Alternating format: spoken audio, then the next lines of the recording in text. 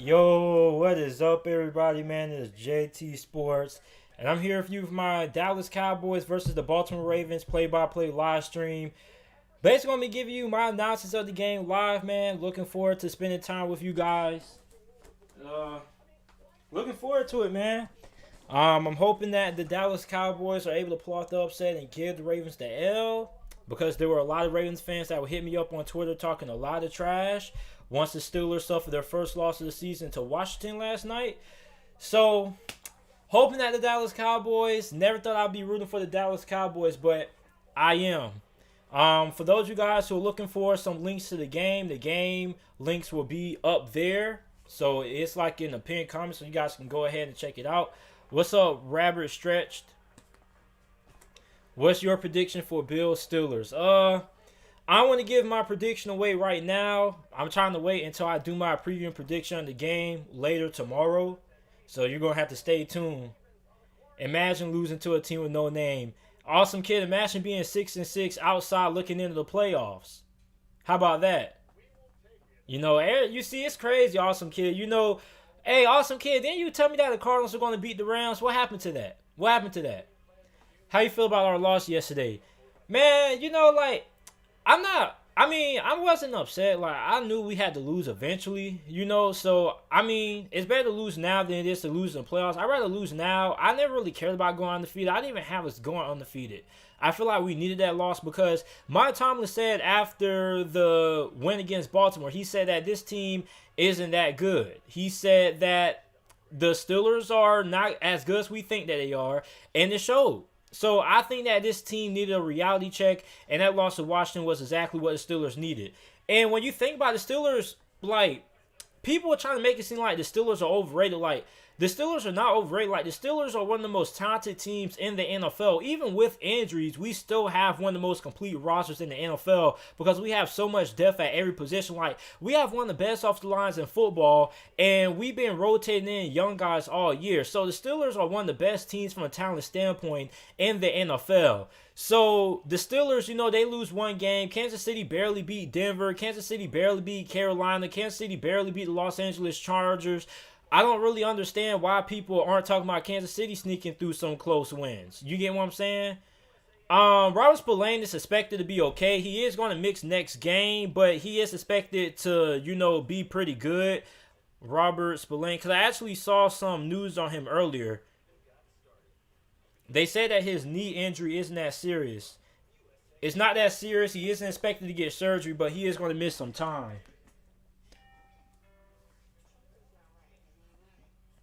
So, Robert Spillane is a pretty big loss because he's played really well this year. But we got Avery Williamson. I actually think Avery Williamson is going to be a lot better than Robert Spillane because he's a lot faster and he's better in coverage.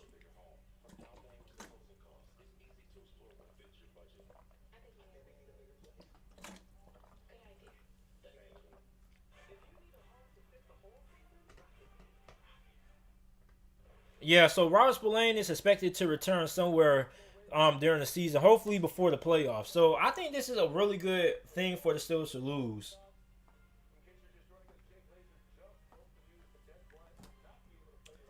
Yeah, man. So I'm looking forward to this game, man. Who you guys think wins this game tonight? Do you guys think the Ravens or the Cowboys are going to win? I'm going for the Cowboys. I never thought I would ever see myself rooting for the Cowboys, but Ravens fans were talking so much was talking so much smack on Twitter last night. Had no choice. Who you got tonight? I think the Ravens are gonna win, man. But I am gonna root for the Cowboys though.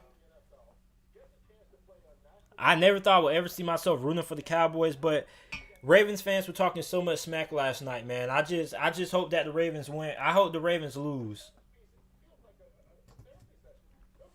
Don't the Cardinals play? I think the Cardinals play the Giants this week. That should be a pretty good game. Ravens will probably win, but I'm rooting for. Yeah, man. Ravens fans were talking so much smack, like they're not 6-5, and the Steelers aren't 11-1. But it's all good though. We'll see who's going to be watching the playoffs when it comes time. Baltimore fans going to be at home watching the playoffs. Their team season is going to end early. The Steelers are going to be playing for a Super Bowl. Is Lamar playing? Yeah, Lamar Jackson should be ready to go. For those of you guys who are looking for game links, all you have to do is go click the pinned comment. I have all the game links up there for those of you guys who are looking for game links because I'm not allowed to show the game. Who's better, Kyler or Josh Allen? That's a good question. That's a really good question. I don't really know. Me, I would take Kyler Murray. I like Kyler Murray, but Josh Allen, both of them have both played really good this year. Kyler Murray over the last couple of games has dealt with a shoulder injury, but I do like Kyler Murray. But I like Josh Allen also. Josh Allen and Kyler Murray are two of my favorite quarterbacks in the NFL. So the latest news before this game starts is that Dez Bryant tested positive for COVID before the game even started at like when they were doing warm-ups. So he's not going to be able to play in this game. We need to get Jalen Samuel. Yeah, man, I agree. Jalen Samuels does need some more touches. But like the thing with Jalen Samuels that like I told everybody when I was doing my Steelers halfback breakdown before the season that Benny Snell and Anthony McFarland were probably going to end up starting or making Jalen Samuels lower on the depth chart. And a lot of Steeler fans got upset with me, but I said Jalen Samuels is pretty good catching out the backfield, but I don't really think he's all that good of a runner. If you look at last season, Benny Snell outplayed Jalen Samuels last season. But I do agree. I think Jalen Samuels could give the Steelers a little bit of a different look at halfback. Yo, JT, how you feel about Calvin Ridley? He's my favorite wide receiver in the league right now. I think Calvin Ridley's going to end up being one of the best wide receivers in the NFL sooner rather than later. The Atlanta Falcons, when they drafted Calvin Ridley, they took the same route they did when they drafted Julio Jones a couple of years ago. Remember, they had Roddy White to mentor Julio. Now Julio can mentor Calvin Ridley. So when Julio Jones gets ready to retire, Calvin Ridley's going to be the next man up. Everybody knows Dez Bryant has COVID already.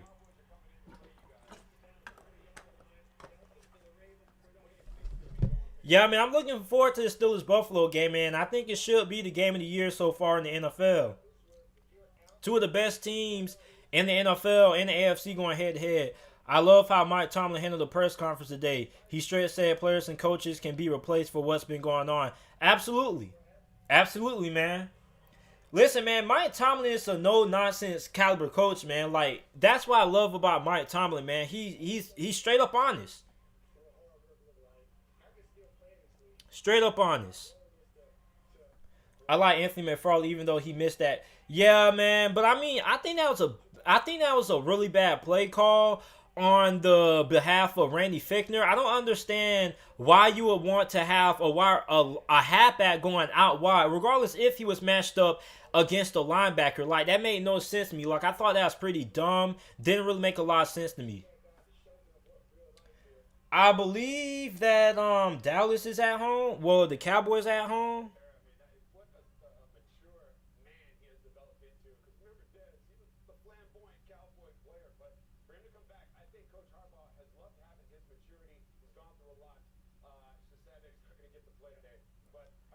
I think I accidentally got it messed up. I think the Ravens. I think the Cowboys at home. I'm not sure. I'm finna check again.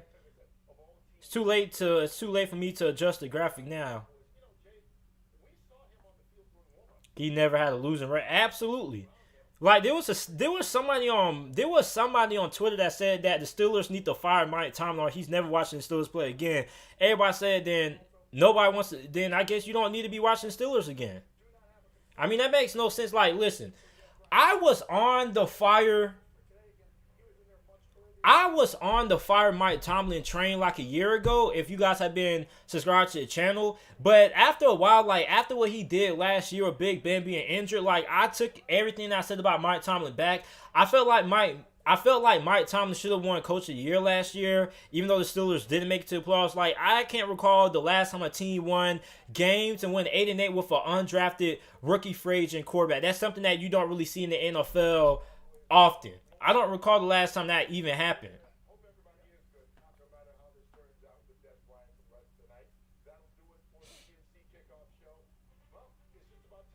All right, so the game's getting ready to kick off in a couple of minutes. Randy and the wide receiver coach need to go, man. I want to blame it on the wide receiver coach. Like, our wide receiver coach has done a pretty good job developing the young wide receivers who we have on our roster. Like, you can't really blame the coaches for wide receivers dropping passes. Like, all you can really blame is the players. The coaches can't really do nothing about the wide receivers dropping passes. What grade are you in? I'm not in the grade. I'm finna be a freshman in college in a couple more months.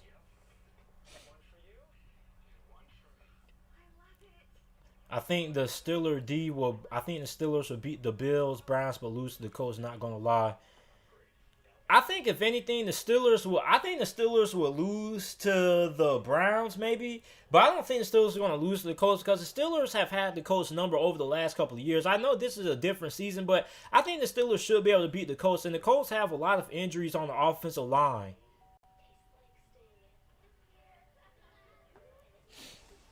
So I think the Steelers should be able to pull off the win against the Colts. But don't quote me on that, though. I wouldn't be surprised if the Colts won.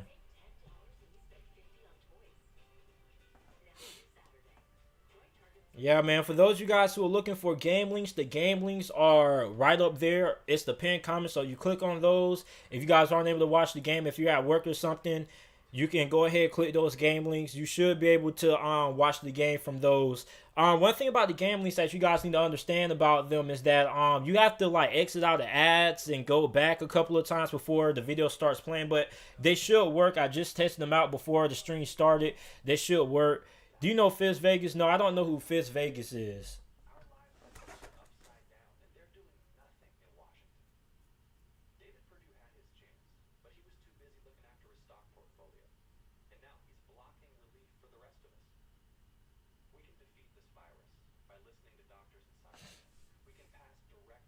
So the game is getting ready to take place in a few more minutes. I think it has like a 8:20 kickoff, I believe. Oh, it's about to kick off at 8:05, so the game should be starting at any minute.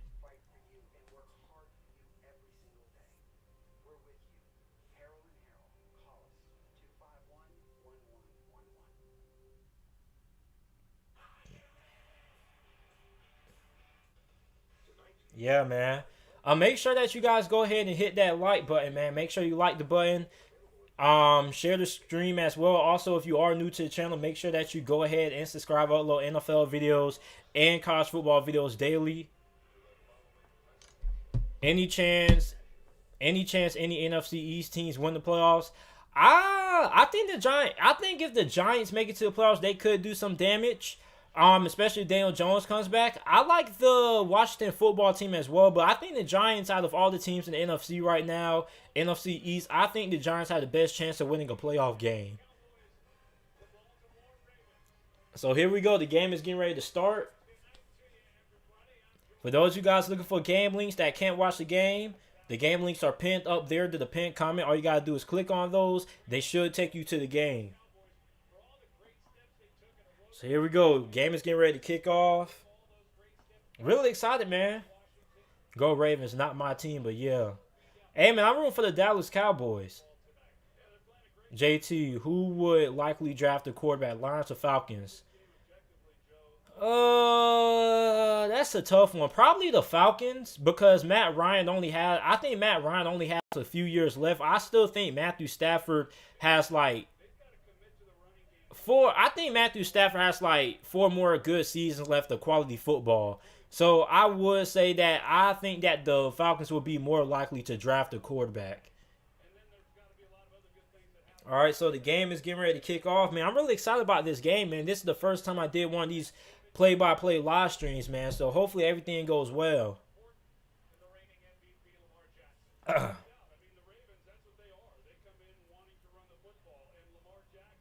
Let's see.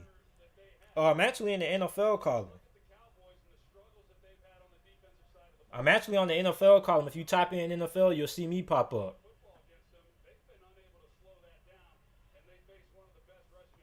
I wonder what happened. Lost a lot of people. I'm actually in the NFL column. Oh, still has 6 people. I don't know why. I don't know why it's showing only 1 people, but yeah, man, the game's getting ready to kick off. I'm really excited.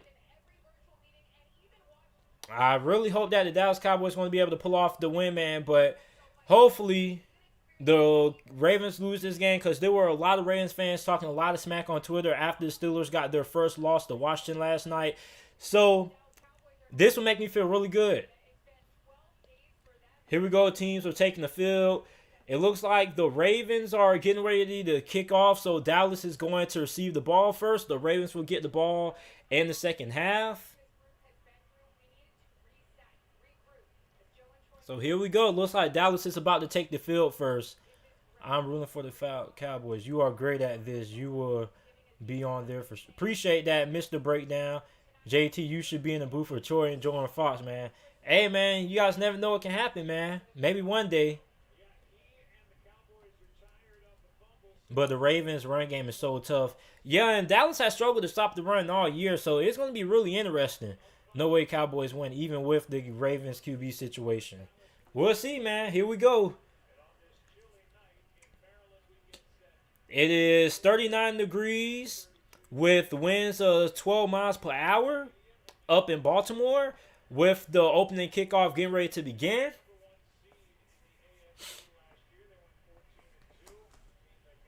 Here we go. The Cowboys are 3-8 heading into this one. If they lose this game, man, they won't be out the playoff race, but they can still win the NFC East, man. But their chances of winning will be really down the drain. So here we go. Justin Tuck kicks it off. It is going to be returned.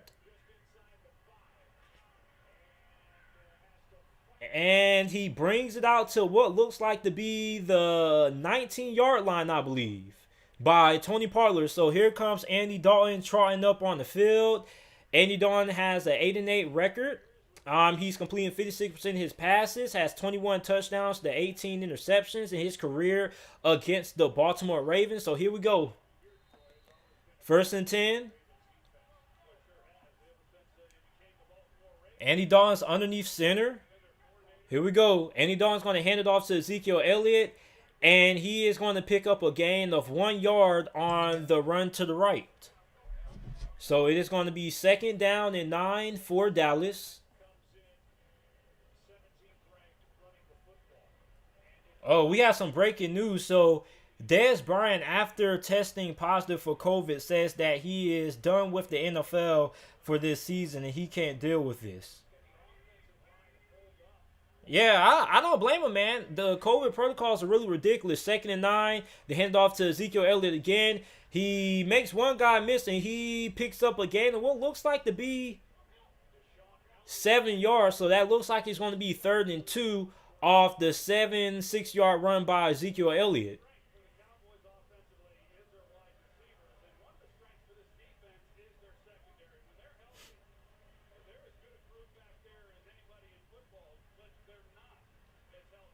So here we go. It is 3rd and 2. The Dallas Cowboys line up in the shotgun. CeeDee Lamb is motioning to the right side, or now he's motioning back to the left. And it's going to be a 1st down by CeeDee Lamb with the reception, and that is going to move the chains for the Dallas Cowboys. So they're going to get a fresh set of downs. 1st and 10.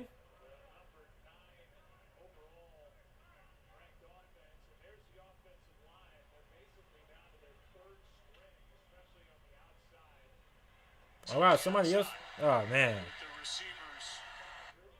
So here we go. 1st and 10. Andy Dalton is in empty. He's going to drop back. He's going to throw it to CeeDee Lamb again with the reception. And CeeDee Lamb is going to pick up a gain of 9 yards on the reception. That's going to make it 2nd and 1 for Dallas.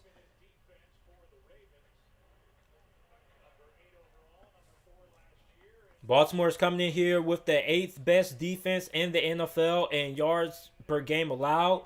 They're 9th in the NFL in passing defense, and they're 12th in the NFL against the run. So here we go. 2nd and 1. Amari Cooper, motion behind the tight end. They're going to hand it off to Ezekiel Elliott again. And he is going to pick up a gain of 2 yards on that run. That makes it 1st and 10 for Dallas again. This is the 2nd 1st down of the drive for the Dallas Cowboys, after they have a pretty good opening drive going on for them right now.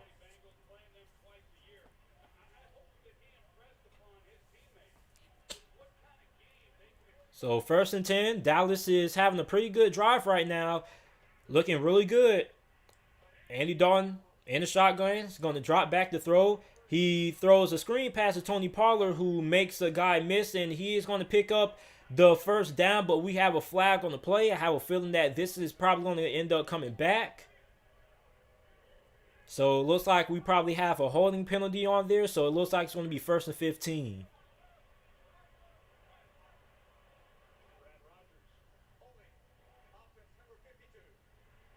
So it is holding on Connor Williams, which is going to end up bringing it back, making the gain of 10 by Tony Pollard negated. And then it's going to be 1st and 15 for Dallas.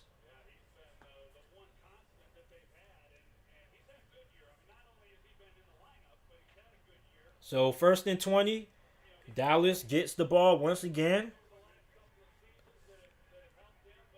Ezekiel Elliott motion to the backfield. They're going to line up in the shotgun. 3 wide receivers to the left. Andy Dalton's going to drop back. He's going to dump it off to Ezekiel Elliott, who gets tackled behind the line of scrimmage for a loss on the play. So Dallas is going to lose a couple of yardage there, trying to throw the ball behind the line of scrimmage to Ezekiel Elliott. And that is going to make it 2nd down. Do you think that all the NFC West teams will make the playoffs this year? I don't think so. I only think that the Rams and Seahawks, maybe the Cardinals get in. Baltimore lost their momentum. They're definitely not the same squad from last year. Absolutely, Kenny G. 2nd and 24. They throw another screen pass to CeeDee Lamb, and it goes nowhere. He barely gets it back out to the line of scrimmage, so it is going to be 3rd and 24 for Dallas. After what looked to be a really promising drive, the Dallas offense, after that holding call by Connor Williams, kind of lost the momentum of the drive. So it's 3rd and 24. Going to be interesting to see what Don Martindale does here. Is he going to send the house? Giants of Washington. I like the Giants. I think the Giants have the best chance of making it to the playoffs and winning the NFC. I think they're the only team in the NFC that can win a playoff game. 3rd and 24. They're just going to toss it to Ezekiel Elliott, who picks up a couple of there, but that's not going to be enough to move the chains. It's going to be 4th down. Dallas is going to send the punt team out there. How often are you going to do these play-by-play live streams? Hopefully I can do at least like 2 games a week, hopefully. Dallas had a pretty promising drive out there, but it stalled once that holding call on that Tony Pollard screen got called back. So Dallas punts the ball. It is going to be a fair catch by James Prochet. So Lamar Jackson and the Baltimore Ravens offense trot up on field. We're going to get ready to see the first glimpse of the Ravens offense in this game against the Dallas Cowboys. Thoughts on the Steelers L? I feel like the Steelers needed that loss, but I still think the Steelers are a really good team. They needed that loss to shake them up and get them back into playing like the football team that we know they are more than capable of playing like. Are the Cowboys hurt on the offensive line? Yeah, they have a couple of guys out. Oh my God, JT still hating on Alex. I'm not hating on the Washington football team, man. Like I'm just like the Giants beat Washington twice. So I mean, like I don't think I'm being unbiased. Like the Giants beat Washington twice. Why do they struggle to move the ball so much?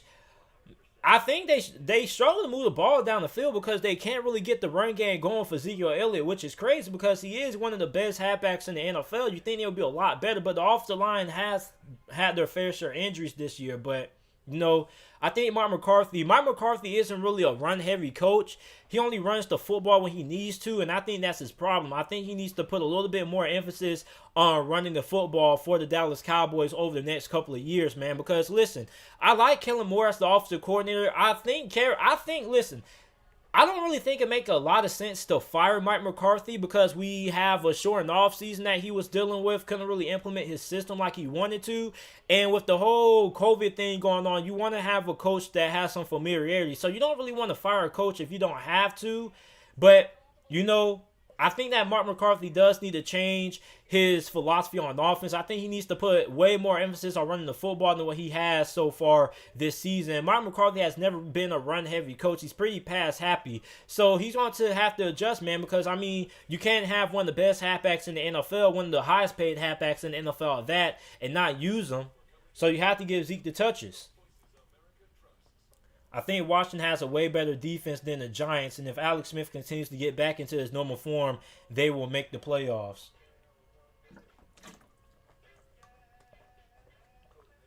I think the Giants have a better defense. The Washington football team is better than the New York Giants up front, but if you look at their whole entire team, I think the Giants have a better secondary, and they have a better group of linebackers.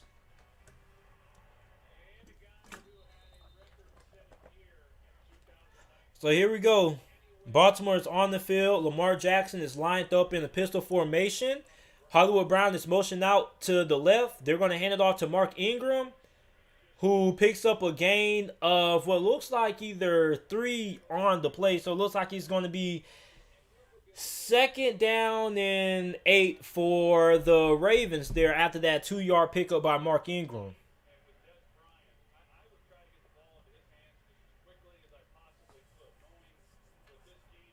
Here we go, 2nd and 8. Baltimore has the ball.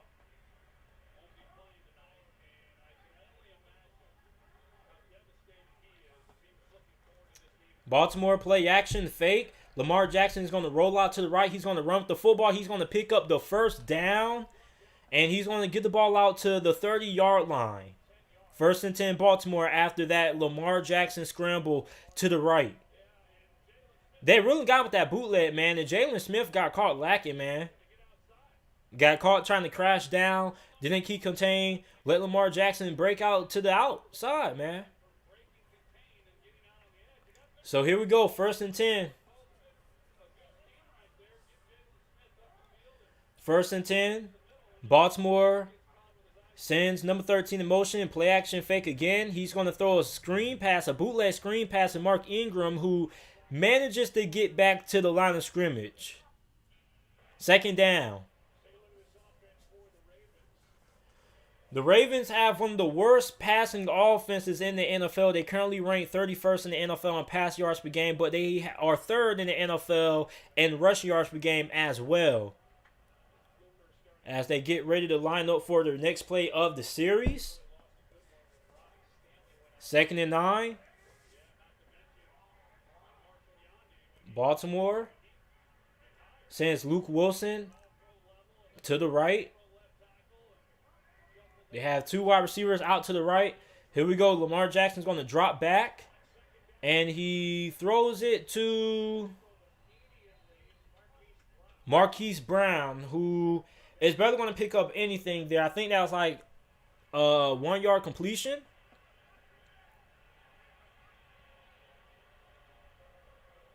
So that's going to make it 3rd down.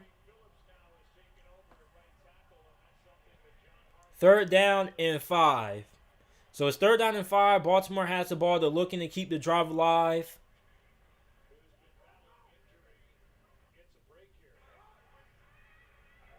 Justice Hill lines up wide. Empty backfield for Baltimore. Lamar Jackson takes a snap. He drops back to throw. And it's intercepted.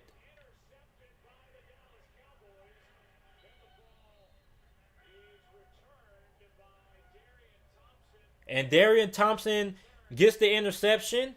It was intended for Marquise Brown, I believe. And Marquise Brown let the ball slip through his hands, and it ended up getting caught for a diving interception on Dallas, man. Marquise Brown should have really caught, Marquise Brown should have caught that pass.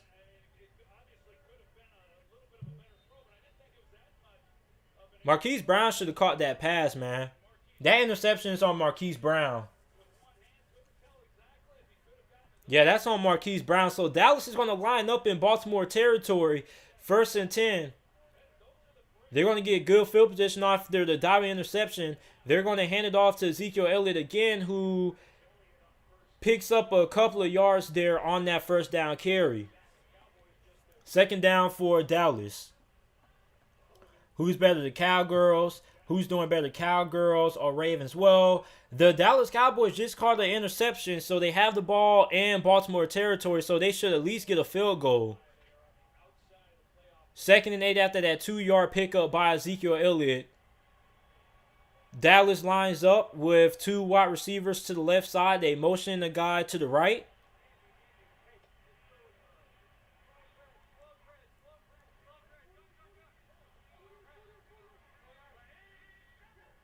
Andy Dalton's going to hand it off to Ezekiel Elliott again, who has a gaping hole, who's going to pick up the first down. He moves the ball to the 21st yard line of the Baltimore Ravens. So Ezekiel Elliott gets the first down pickup for the Dallas Cowboys, moving the ball to the 21-yard line of Baltimore, nearing red zone territory after the Lamar Jackson interception. Dallas goes no huddle.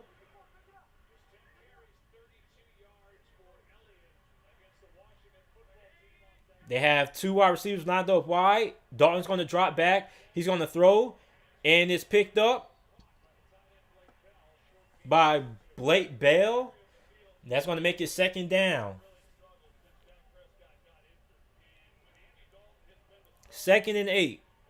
After that 2-yard completion through the air for Dallas.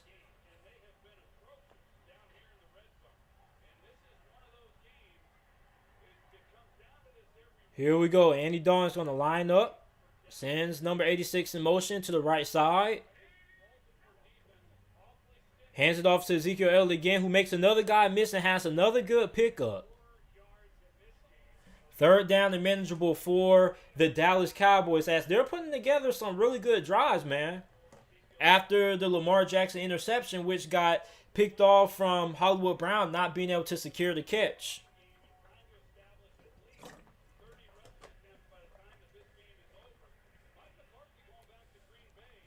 3rd and 4.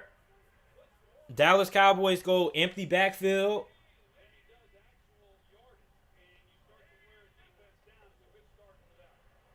Andy Dalton drops back. He's going to throw it to the end zone, and it's incomplete, intended for Michael Gallup. So that's going to make it 4th down for the Dallas Cowboys after the Baltimore Ravens interception. Good hold by the Baltimore Ravens after that interception was thrown by Lamar Jackson. So they're going to hold the Dallas Cowboys to 3 points. Dallas is going to line up for the field goal attempt.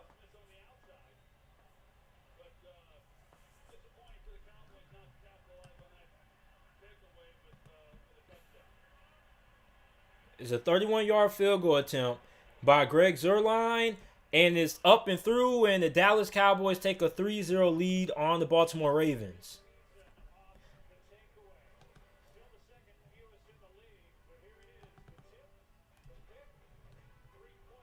So after the Lamar Jackson interception, after it went through the hands of Hollywood Brown, that makes it 3-0 Dallas right now. Dallas currently has the lead on Baltimore. I don't know why it says 3-3.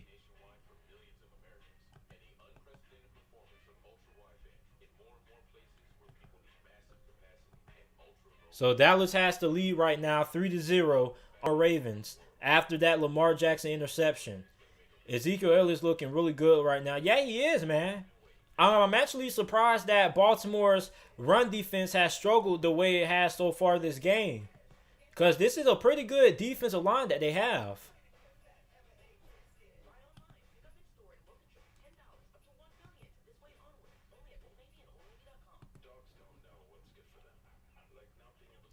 Are the Ravens defense able to hold the Ravens offense afloat? I think they can. I think they can. Like I said, they're not really, the Dallas Cowboys aren't really all that good up front this year because they've dealt with a lot of injuries. And plus, they can't run the football neither.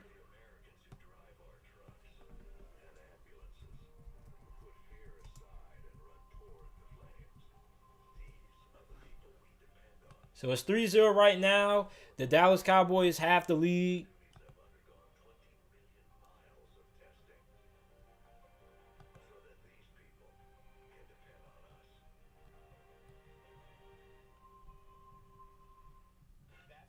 Right now, I'm trying to get the font right. fun is this?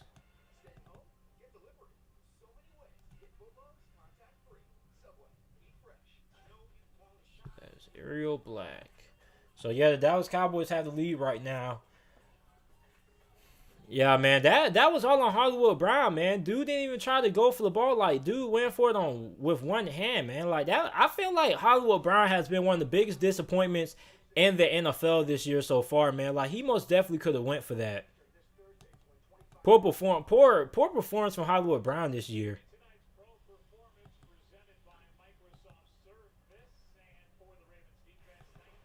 All right.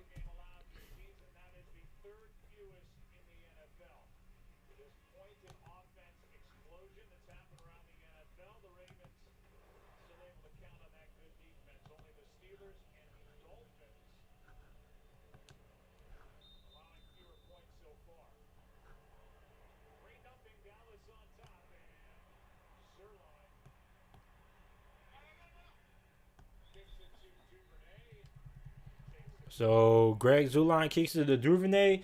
That's going to be a touchback, and the Ravens get the ball again for the second drive of the game on offense for them after the Lamar Jackson interception.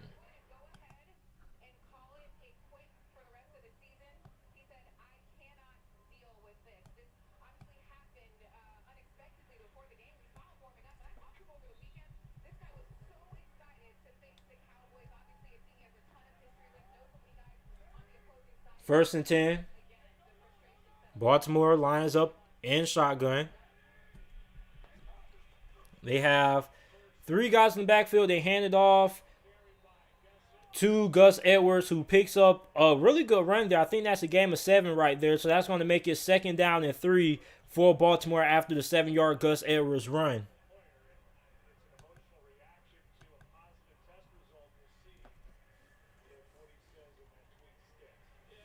So Dallas currently has the lead right now. They're up 3-0.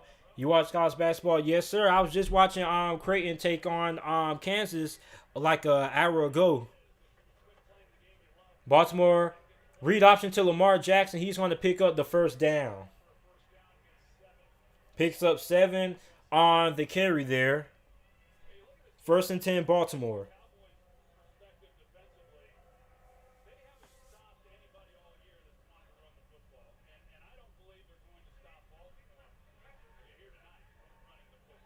First down and 10.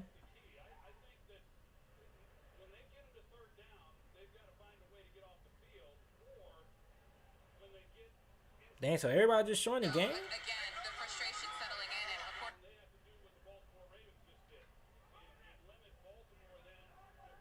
So here we go. 1st and 10. Baltimore's going to hand it off to J.K. Dobbins, who has a breaking hole, and he gets across the 50-yard line into Dallas territory after the big run by the rookie out of Ohio State, J.K. Dobbins.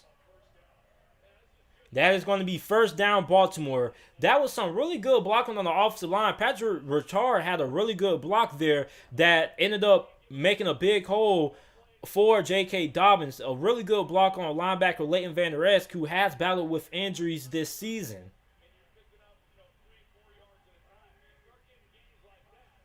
Baltimore fumble in the backfield, and it's recovered by J.K. Dobbins. That's going to move the Ravens on back a few. Loss of 8 there on that fumble. Looks like it was a bad snap. Doesn't look like the Ravens were expecting it.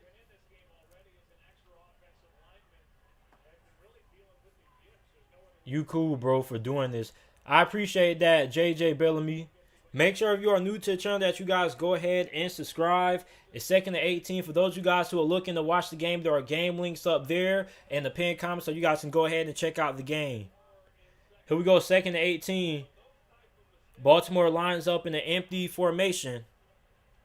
Lamar Jackson's going to drop back. He's going to throw it to Hollywood Brown behind the line of scrimmage, and he picks up a gain of about 4, it looks like. 3rd down, Baltimore.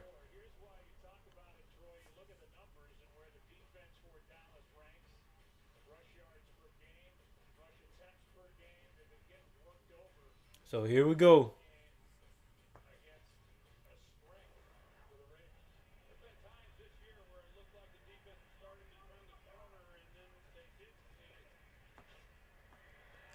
Lines it up, and it's going to be caught. And that's going to make it 4th down and 1. Going to be interesting to see if the Ravens are going to go for it. Looks like they are. 4th and 2 after the 12-yard reception. Called by Luke Wilson. So the Baltimore Ravens offense is going to stay on the field. Looks like they're going to go for it on 4th and 2.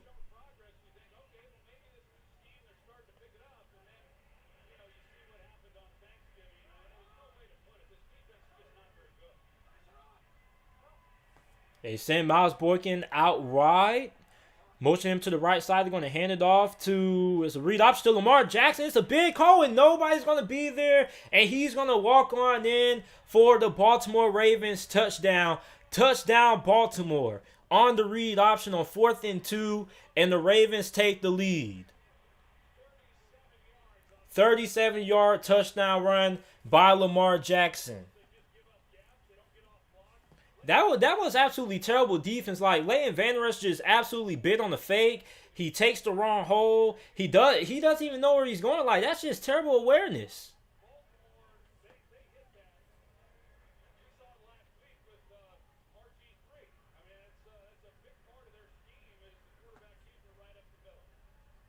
So Lamar Jackson with the 37-yard touchdown run. And Justin Tucker makes the field goal, which is going to give Baltimore a 73 lead on the Dallas Cowboys.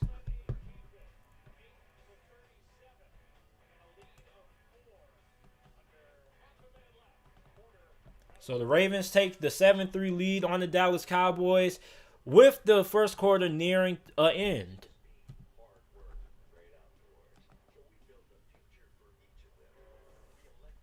So the Ravens take a 7-3 lead. And that was a really nice run by Lamar Jackson, man. Like, the linebackers for Baltimore just absolutely sold out on the run. Leighton Vander Esch, man, was really disappointed that he wasn't able to, he didn't even get blocked. Like, here's what happens. Like, Leighton Vander Esch, like, he saw the read coming. Like, he just stood behind somebody. I guess he didn't even know what was going on. Next thing you know, he sees Lamar Jackson blowing past him for the touchdown. And trust me, no linebacker is going to catch Lamar Jackson. So, Ravens take a 7-3 lead after a turnover, an interception by Lamar Jackson on their first drive. They go ahead and they drive right down the field and take advantage of course, Dallas Cowboys run defense. You had that big run by J.K. Dobbins, and you had that big 37-yard touchdown run by Lamar Jackson. The Ravens are up 7-3.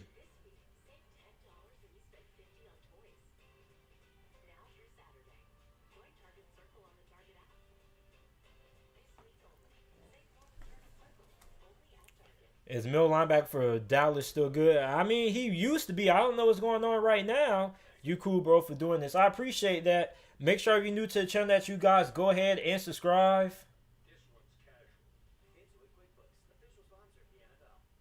Dez Bryant going crazy.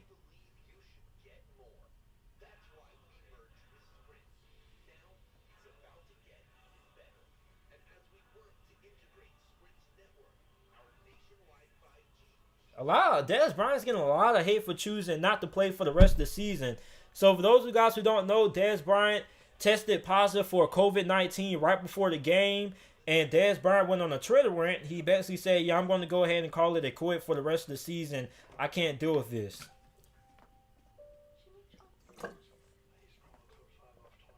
I mean, I can't fault him because, I mean, it's the NFL's fault.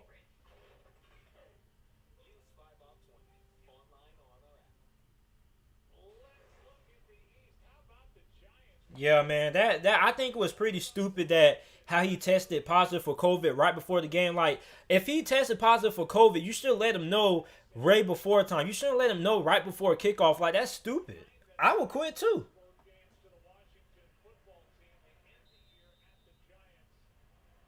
Somebody says the real Bobby Wagner. Baltimore kicks it off. It's going to be taken by Tony Pollard, who is going to bring it up to, he's going to break one tackle. He's down the sideline. Oh, he might go. And he's dragged down to the 28-yard line of Baltimore.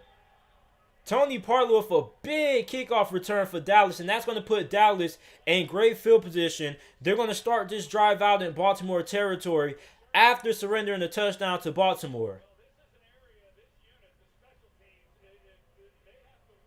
That's really disappointing because John Harbaugh, did he start out as like a special teams coordinator? Yeah, man, he was special teams coordinator, so I know that really had to upset him, man. Good return by Tony Pollard. The Dallas offense is going to start this drive in great field position in Baltimore territory. They're going to send a guy in motion to the right side. And he's going to play action fake to Ezekiel Elliott, and he's going to throw it downfield to a wide open CeeDee Lamb, who is brought out of bounds by Deshaun Elliott. And the Dallas Cowboys are in the red zone.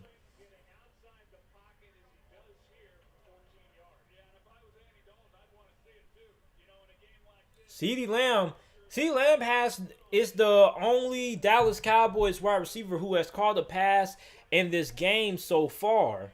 And that is the end of the first quarter. The score is 7-3 Baltimore, with the Dallas Cowboys threatening in the red zone.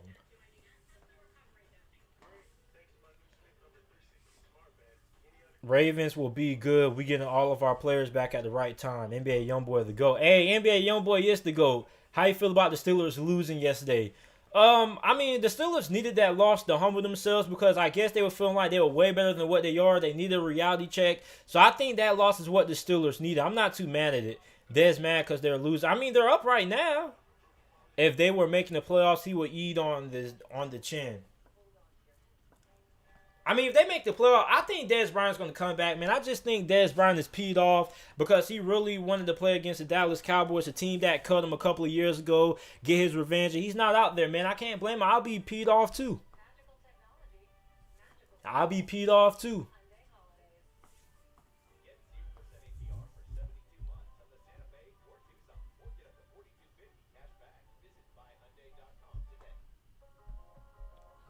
So it's 7-3. End of the first quarter.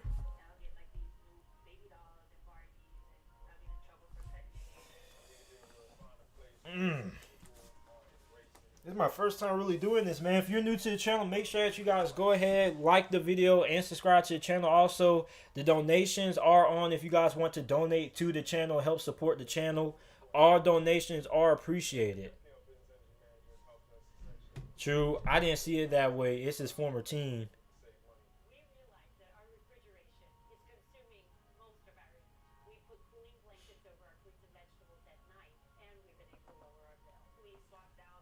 Crazy.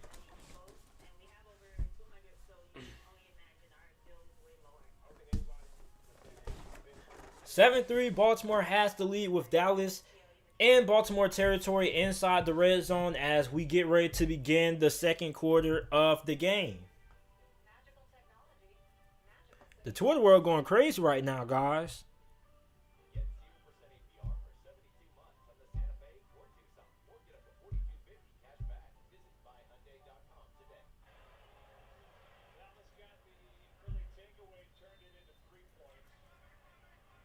Since I tested positive for COVID before the game, do the game stop or go on? Dez Bryant's going crazy. As the Dallas Cowboys hand it off to Tony Pollard, who picks up a game of 2 on the run there. That's going to make it 2nd down and 8. Yeah, I mean, that doesn't make a lot of sense. So, here's my thing. If somebody tests positive for COVID, don't you have to do contact tracing? Therefore, you have to also make sure that the guys who were around Dez Bryant don't play neither. Like, that doesn't make any sense to me. Like, I don't like how the NFL handled that. 2nd and 9. Amari Cooper motion to the right side. Hands it off. Fake. Play action. And it's going to be caught by Michael Gallup on Marlon Humphrey for the touchdown. And the Dallas Cowboys take the lead. But there is a flag on the play. As of right now, the Dallas Cowboys just threw a touchdown to Michael Gallup. We're going to see if that comes back.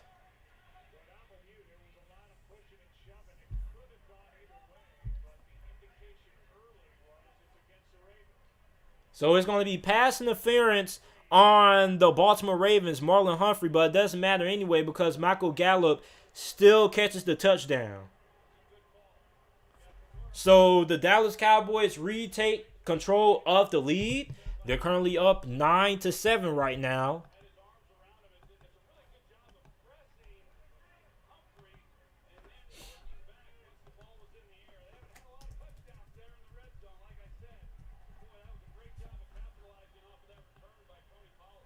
And the field goal point after the touchdown is up and good.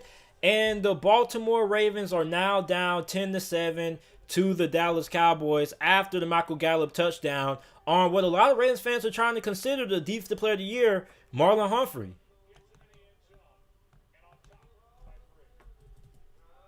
So the Dallas Cowboys have a 10-point lead as we start the second quarter.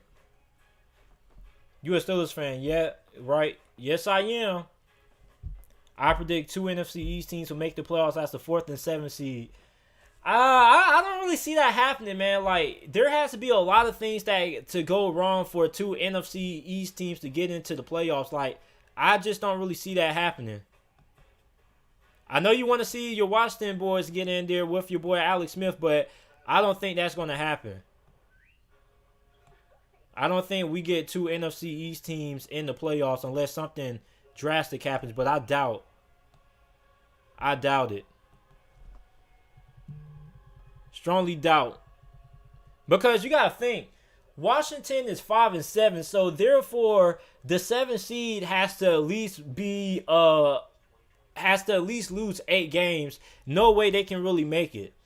So unless like somebody just completely chokes, they're not gonna make it into the playoffs. So I think there's only gonna be one team, but I could see it. It's not completely out of the question, but I just think that's a small chance of happening, as the Dallas Cowboys have a 10-7 lead on the Baltimore Ravens.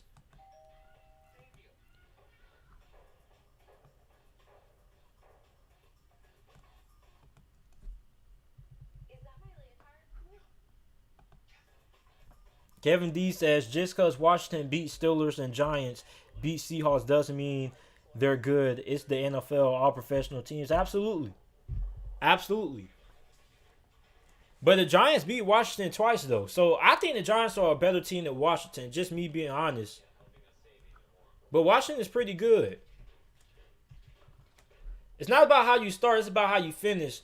At this time of the season, this is where we start to see the teams start to separate themselves. The teams that we thought were playoff teams at the start of the season, like the Bears and the Raiders, are now starting to fold when this NFL season starts to pick up. The month of December, well, after Thanksgiving, to me is where I think that the NFL season begins.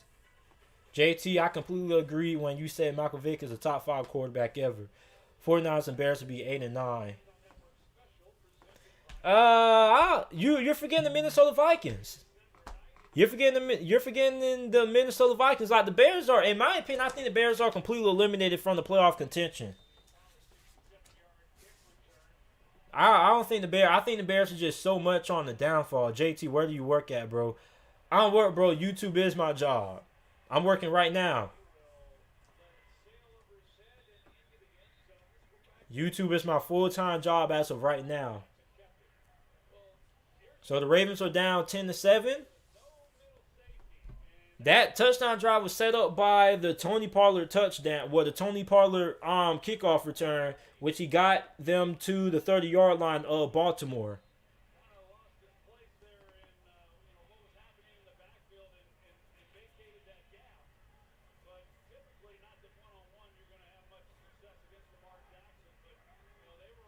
Here we go, 1st and 10.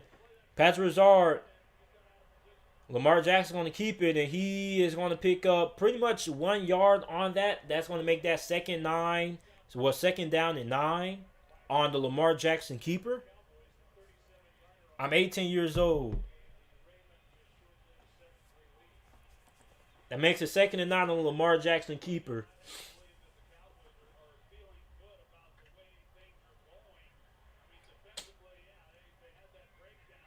Second and 9. 3 guys line up in the backfield as they send Luke Wilson to the right side of the formation. RPO, and it is going to be completed to Hollywood Brown, who is going to... Are they going to give him the 1st down? It's 3rd and 1. He came this close to making it to the 1st down marker. What's Super Bowl prediction? I think it's going to be Chiefs versus... I think it's going to be Chiefs versus Saints, man. Chiefs versus Saints. The Saints look really good right now. 3rd and 1. The Ravens have 4 guys in the backfield. They're going to hand it off to Gus Edwards, who's going to have a gaping hole. He's going to make a guy miss. He's going to get to the 30-yard line of Dallas. Jesus, Dallas run defense is absolutely terrible. Christ. How many big runs are they going to allow? Patrick Richard, man, had another big block as well. Big hole. Nobody was even there. They didn't even have nobody in the vicinity. Patrick Richard gets a key block. Gus Edwards makes a guy miss.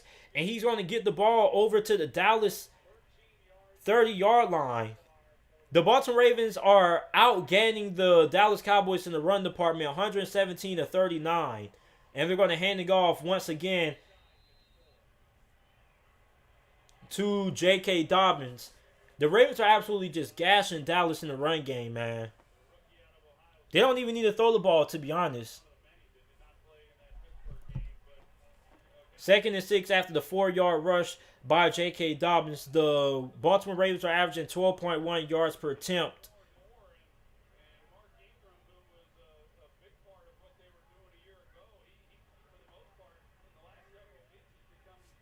Second and 6. It's in James Prochet in motion. They're going to hand off to Mark Ingram, who's going to pick up the first down after the 7-yard rush.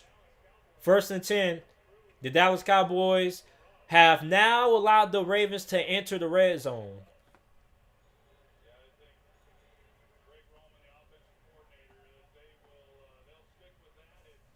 Jameis versus Mahomes in the Super Bowl shootout. Man, that would be crazy. I got Packers versus Chiefs. 12.1 yards. Yeah, man, it's crazy. 1st and 10. The Ravens now in the red zone. They're going to hand it off to Gus Edwards again, who picks up 3 yards on the carry. That's going to make it 2nd down and 7.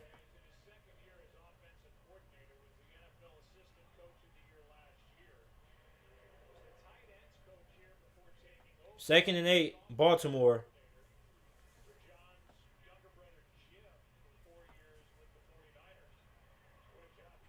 Second down and 8. Baltimore has the ball, threatening in Dallas territory, inside of the red zone, down 10-3. It's going to be option play, option right. He's going to pitch it off to J.K. Dobbins, who just manages to get back to the line of scrimmage. That's going to make it 3rd down and 8. So they tried to do a speed option, but Dallas played it fairly well. That's probably the best run defense that Dallas has played so far this game. If Patrick Richard was able to get that block off on Lewis, he probably would have got a little bit more on there, at least about 2 or 3 more yards. 3rd down to 8.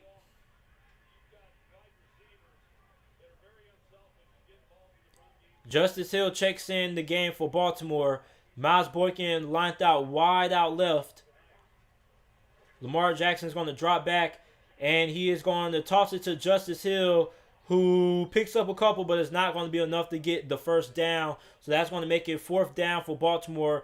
Looks like they are going to bring Justin Tucker out there in the field goal unit after that 4-yard completion to Justice Hill. So the Ravens are going to line up for a field goal try to tie the game up. Saints going to get the first round bye just to lose to the Rams. I don't know. Chiefs didn't look too good versus the Broncos.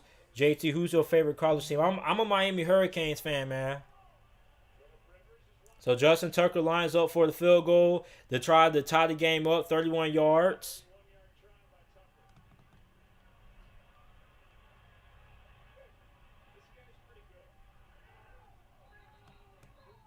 And there's a flag on the play there, so field goal try doesn't count yet.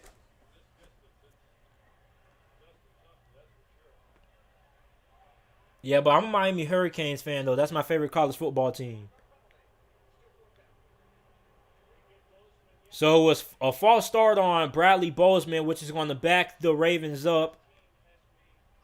And Justin Tucker is going to remain out there to try his 2nd straight field goal. Went from 31 yards out to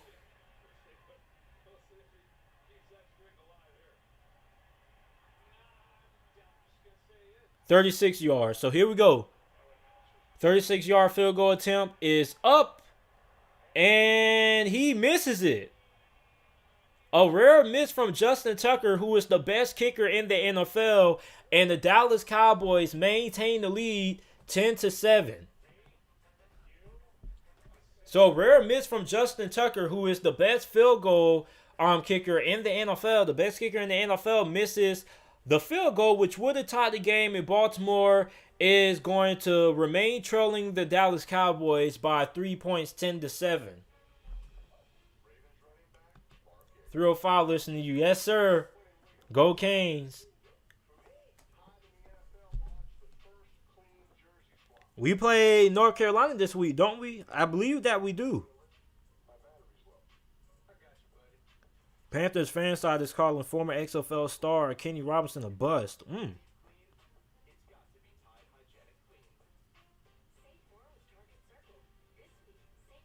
That's crazy.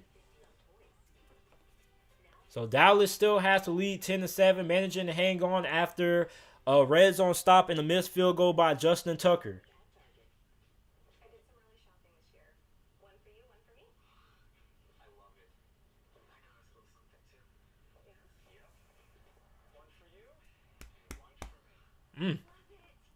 Don't disrespect Young Ho Koo.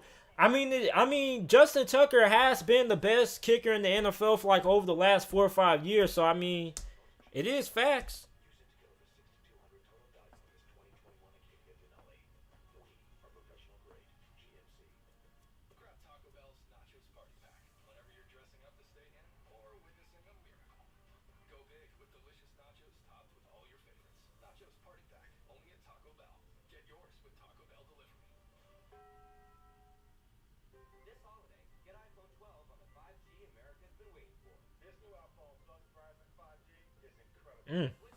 Okay.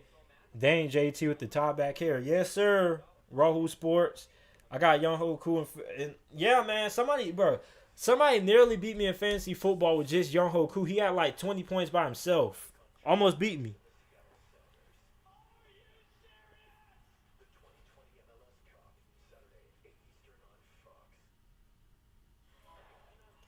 Almost beat me.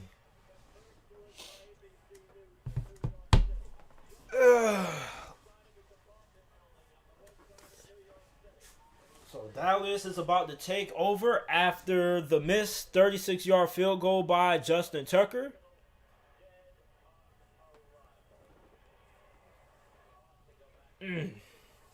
That's crazy, man. You don't really see Justin Tucker miss that many field goals that often. So Dallas takes over in their own territory after the missed field goal. Andy Dalton's on the drop back. And he is going to throw it to Amari Cooper, who drags the defender with him. And he is going to pick up the first down. 1st and 10 Baltimore after the Amari Cooper reception.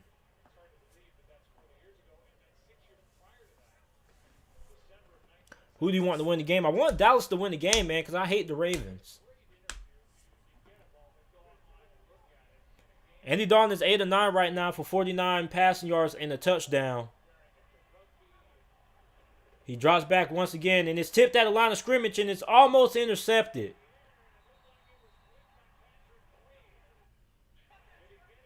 It looks like it's intercepted by Patrick Queen, but I think I saw that thing hit the ground.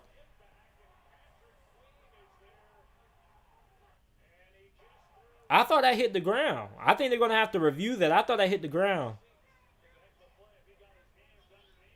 Oh, he caught that. That's one of the best catches of the year. Oh, wow. That's a great catch by Patrick Queen. That is a big momentum boost for the Dallas Cowboys, and that's really bad for my chances of winning this fantasy football matchup right now because I need the Ravens defense to not do good. Gosh, man. So now Baltimore gets the ball back in Dallas territory after the Patrick Queen interception. Lamar Jackson is going to play action fake. He's going to throw it downfield to a wide open Miles Boykin, who is going to go in for the touchdown. And Baltimore is going to take the lead against the Dallas Cowboys. Miles Boykin on the touchdown reception after the Andy Dalton interception that was intercepted by the rookie linebacker out of LSU, Patrick Queen. And that was just a coverage breakdown right there. Nobody's right there. Leighton Vander Esch got caught in the backfield. Ran that drag route. That just threw off the Dallas Cowboys secondary. Bad communication. Just a complete coverage breakdown by Dallas. And Baltimore is going to regain control of the lead.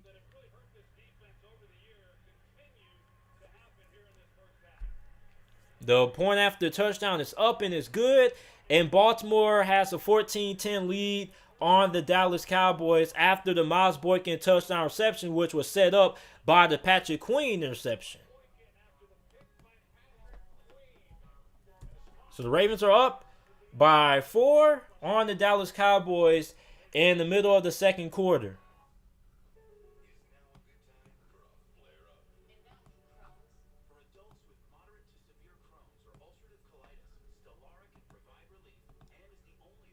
(14-10) Baltimore. That's crazy, man. This game has been back and forth so far. Looks like the Ravens were going to end up losing this game, and now it looks like they have regained control of the game after Dallas Cowboys turnover.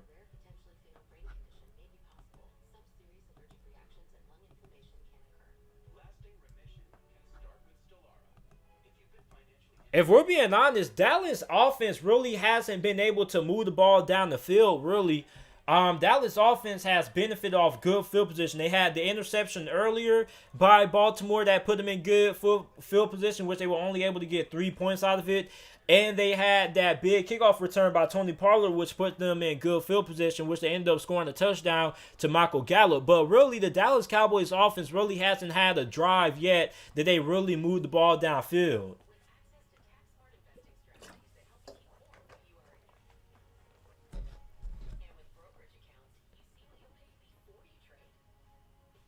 Gosh, man, everybody's live streaming the game. Thought it was just going to be me. Thought it was just going to be me.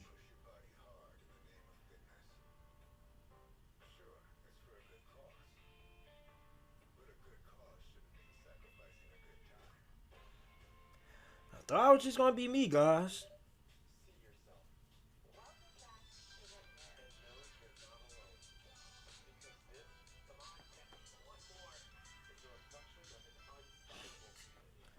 (14-10) Baltimore is up in the middle of the second quarter. If you are new to the channel, make sure that you go ahead and subscribe. I upload NFL videos and college football videos daily.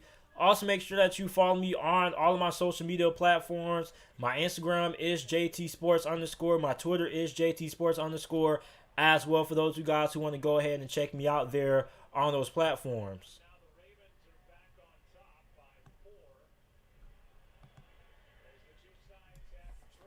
8:08 left in the first half of this game. Baltimore set to kick off back to Dallas.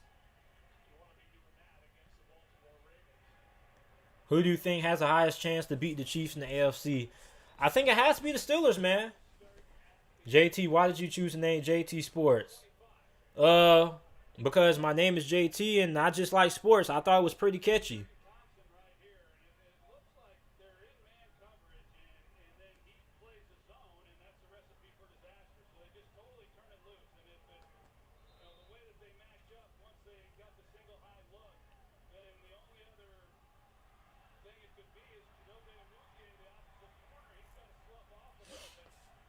All right, so here we go. 1st and 10 Dallas after the Andy Dalton interception, which set up a Baltimore score to play after. They're going to hand it back off to Ezekiel Elliott, who runs to the right side. That's going to make it 2nd down.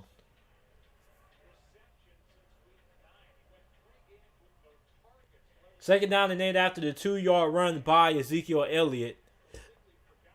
Baltimore's defense has been pretty good. Like I said, like Baltimore only allowed the Dallas Cowboys to score points when they were in good field position. You had the big kickoff return by Tony Pollard, and you had the Lamar Jackson interception earlier on their first possession.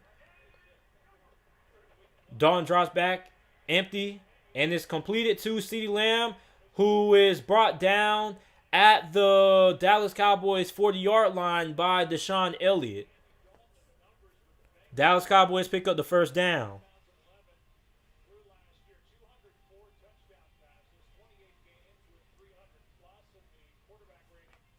First and 10, Dallas after the completion to CeeDee Lamb. The Dallas Cowboys are driving down the field. Andy Dalton gets underneath center.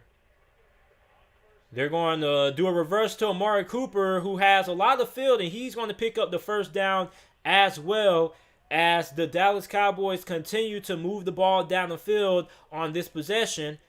Another first down on the play after the reverse to Amari Cooper. Favorite NBA team? I'm a Chicago Bulls fan. Not going to lie. I wouldn't be surprised if the Chiefs lost to the Titans, Raiders, or Browns. All those teams have bad defenses. First and 10 on the 50-yard line. Andy Dalton sends Tony Pollard in motion. They're going to hand it off to Ezekiel Elliott. And he picks up 3 on the run as they head into Baltimore territory. That makes it second down and 7 after the 3-yard run by Ezekiel Elliott. Yeah, but to beat the Chiefs, you need a running game, and those 3 teams all have great running games. Yeah, he is right. The Browns' defense is pretty good, though. Second and 7. Dalton underneath center. Play action fake to Ezekiel Elliott. He's going to roll out. He's going to throw it downfield. And it's going to be incomplete, intended for Amari Cooper on the play.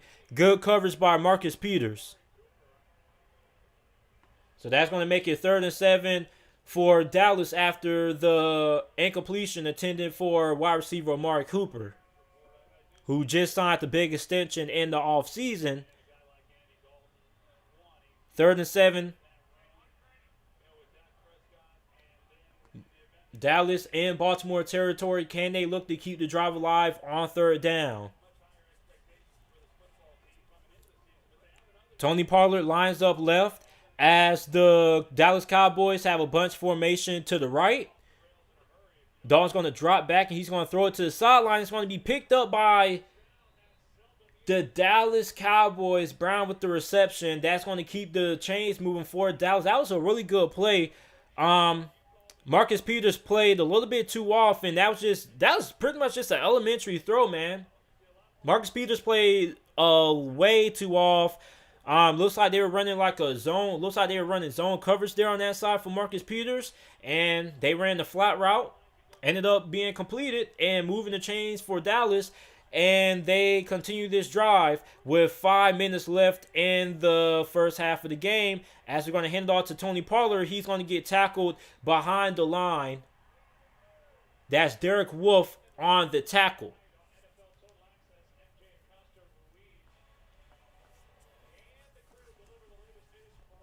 Belichick is the only coach Reed fears. Sean Ackridge, man, I'm surprised you're not giving the Steelers a lot more respect, considering the fact that the Steelers have beaten the Kansas City Chiefs the last couple of playoff matchups. You remember when the Chiefs lost to Pittsburgh at home? Have the empty backfield with 3 wide receivers lined up to the left. Dalton's going to drop back. He's going to dump it off short. It's going to be completed by Michael Gallup, who is going to pick up the first down as the Dallas Cowboys near the red zone. Michael Gallup and CeeDee Lamb have been the 2 best wide receivers so far this game. It looks like the Ravens ended up sending a blitz right there. Nobody accounted for Michael Gallup, and he picked up the easy first down conversion. 1st and 10, Dallas. Outside looking in of the red zone. Andy Dalton's going to line up underneath center. They're going to send Amari Cooper to the right. They're going to hand off to Tony Pollard again, and he's going to be tackled behind the line by Fennell Maffei.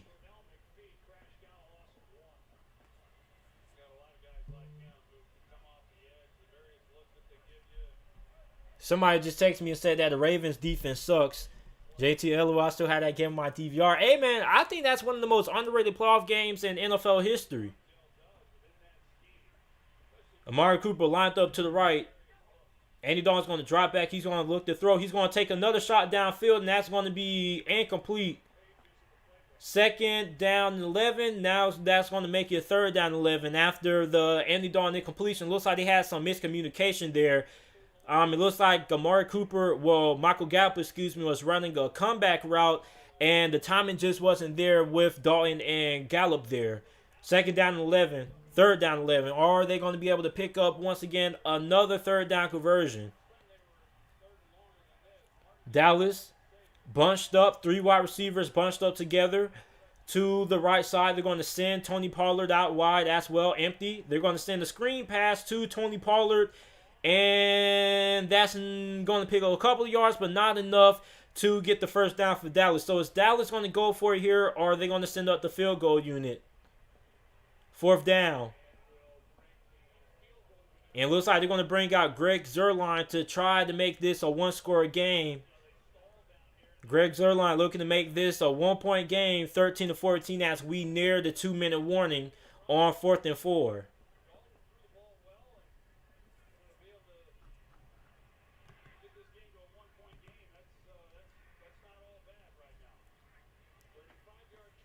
"35-yard field goal attempt by Greg Zuerlein, looking to make this a 1-point game.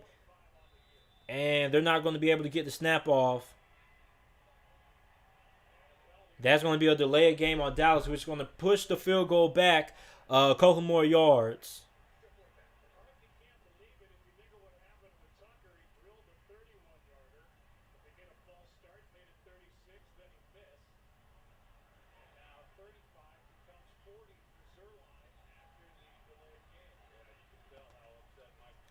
So Mike McCarthy with, once again, some bad clock management. The Dallas Cowboys were not able to get the snap off, and that's going to make it a longer field goal attempt than what it already was.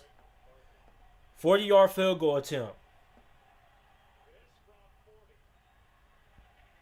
The kick is up, and he misses it wide right. So the Baltimore Ravens remain with a 4-point lead after the missed field goal by Greg Zuerlein, man. I think the wind has had a big factor on this game. Believe it or not, 12 mile per hour winds in this game, I think, has drastically affected the kicking, because we saw Justin Tucker miss a field goal. Now Greg Zuerlein misses a field goal, and the Baltimore Ravens remain with a 14-10 lead on the Dallas Cowboys as we near the 2-minute warning as we approach halftime.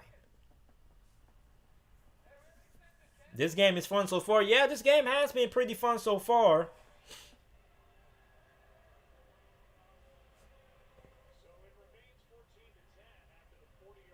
"14-10, Baltimore still has the lead. 1st and 10, Baltimore is going to take over. 2 minutes and 2 seconds left. 2 seconds until the 2-minute warning.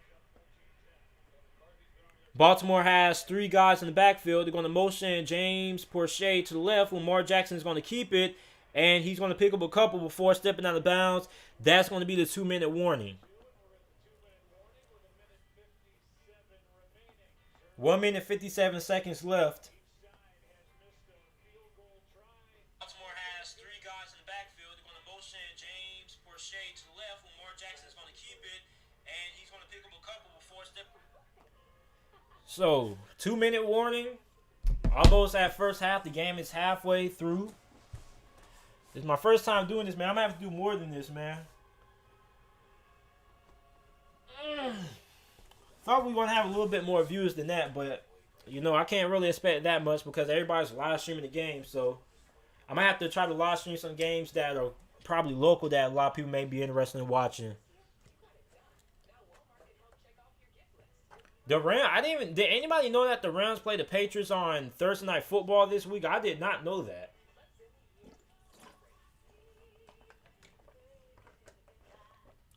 Didn't know the Rams were playing the Patriots this week.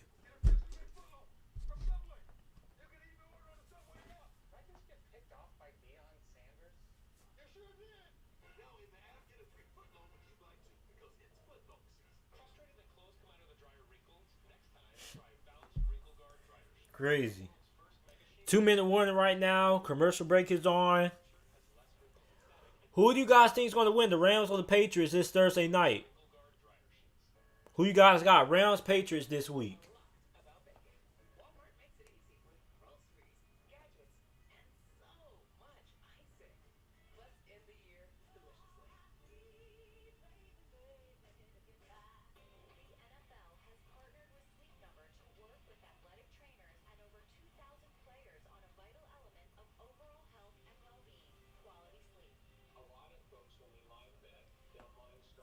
I didn't either. Yeah, man. Patriots. So some people in the chat have the Patriots beating the Ravens. If you guys are new to the channel, make sure that you guys go ahead and subscribe. I upload NFL videos and college football videos daily. People out there saying that they think the Patriots are going to beat the Rams. I think I have to take the Patriots to win too, man. I think they're going to be able to pull off the victory also. Should be a pretty good game.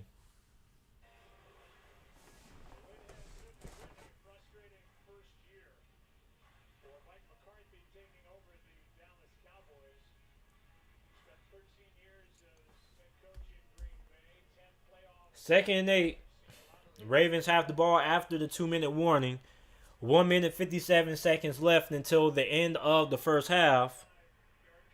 Lamar Jackson is currently 7-8 right now for 70 yards passing, 1 touchdown, 1 interception. He takes a shot downfield, and that's going to be a flag as it was intended for tight end Luke Wilson. He got two-piece by 2 Dallas players.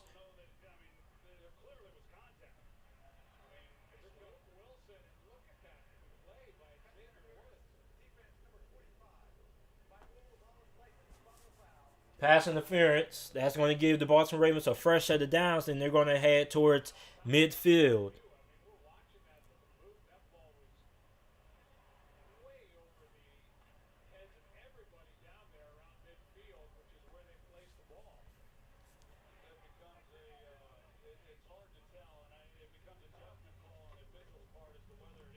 Lamar Jackson's going to hand it off to J.K. Dobbins, who has a big hole. Breaks 1 tackle, and he stumbles out of bounds. The Dallas Cowboys run defense once again fails to get a stop. Once again, they're literally running the ball on a 2-minute drive. Are you serious? Wow. Absolutely terrible, man. J.K. Dobbins has a big run into Dallas territory now. The Dallas Cowboys defense is now once again back in the red zone. Luke Wilson gets motion to the right. Lamar Jackson is going to pitch it to J.K. Dobbins once again, who is going to get taken behind the line of scrimmage there.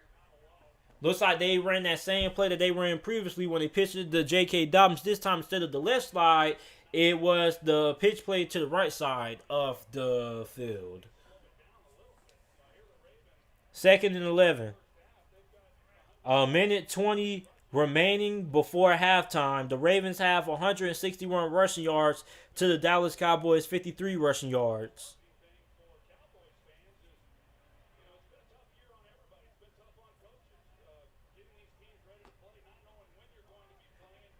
Ravens need to get the ball out. Here they go. Lamar Jackson's dropping back. He's going to roll out to the right or to the left. And it's going to be completed to Hollywood Brown, who runs out of bounds for the completion. 3rd down for Baltimore. Looking to extend their lead. Right now up 14-10 with 54 seconds left in the second quarter before halftime. Lamar Jackson with a 4-yard completion there to Hollywood Brown, making it 3rd and 7.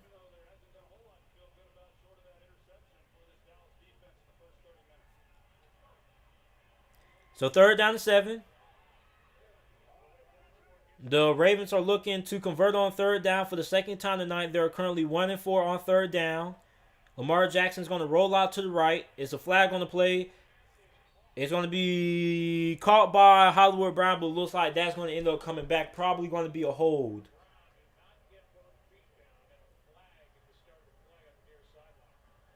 Let's see what this flag is. Might be a hold.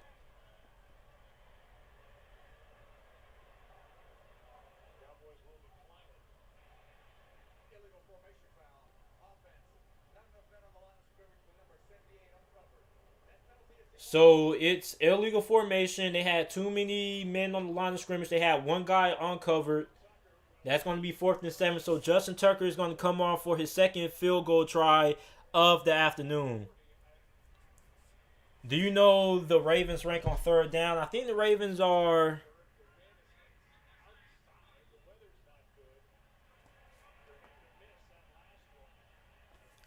Justin Tucker, previously to the miss that he had earlier, he had made 71 straight field goals inside 40 yards. This time, this one is up and good. Puts the Baltimore Ravens up by 7 points. So the Baltimore Ravens have a 17-10 lead with 46 seconds left in the first half.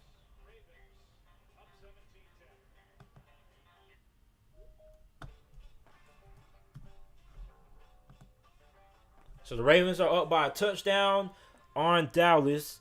Let me see where the Ravens rank in 3rd down efficiency on offense.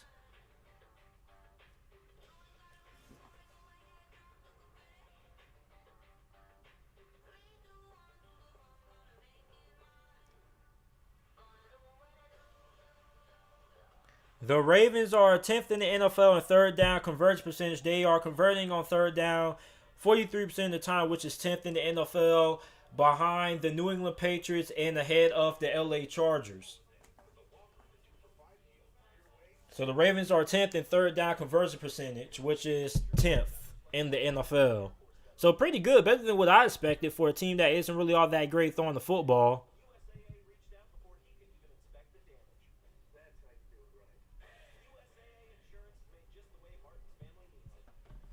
Ugh.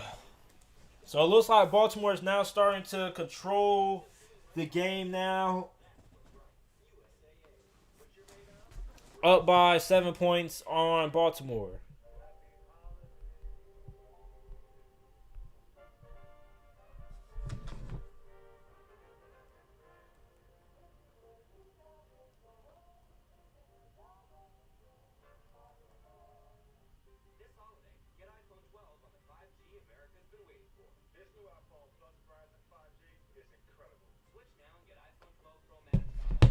Okay, here we go.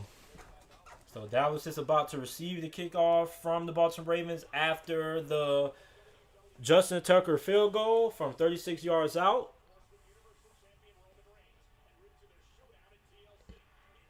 You know what my New Year's resolution is going to be? I am going to watch wrestling for a whole entire year. Like every time I try to watch wrestling, like I just stopped watching it because it's just too boring to me. You get what I'm saying? But I'm starting this Friday. I am going to start watching wrestling. I'm gonna watch the pay-per-views. I'm gonna watch all of the Monday Night Raws and SmackDown, NXT, everything. I'm gonna watch wrestling for the whole entire year of 2021. I might make some videos about what I think. Let me know what you guys think.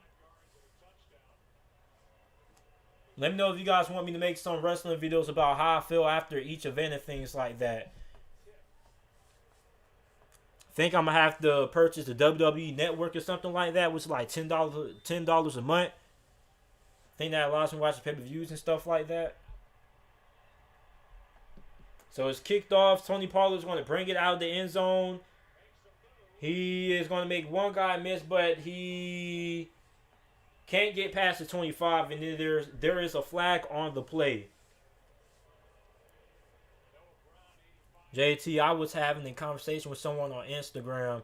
Do you think Lamar is better than Josh Allen? Yeah, I would take Lamar over Josh. I think this season Josh Allen has been better than Lamar Jackson. I've never watched wrestling. Yeah, man, I haven't watched wrestling like 4 years. I haven't watched wrestling for like a whole entire year since 2014. I don't know. I mean, I've watched it every once in a while, but I watched it when it first came on Fox last year, but I wasn't really interested in it. But I'm going to try to put some full effort in watching it this year. Well, in 2021. 1st and 10 Dallas. They're just going to hand off to Ezekiel Elliott, who is going to pick up the... Are they going to give him the first down? Yep, 1st and 10. So we're going to see what Dallas does here with that 10-yard pickup. by Ezekiel Elliott? Are they going just to? Are they just going to try to run the clock out, or are they going to try to get some plays so they can try to put up some more points before halftime?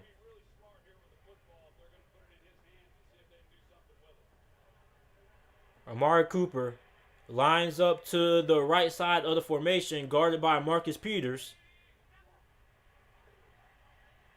And Dog's going to drop back. He's going to throw it to CeeDee Lamb, who steps out of bounds.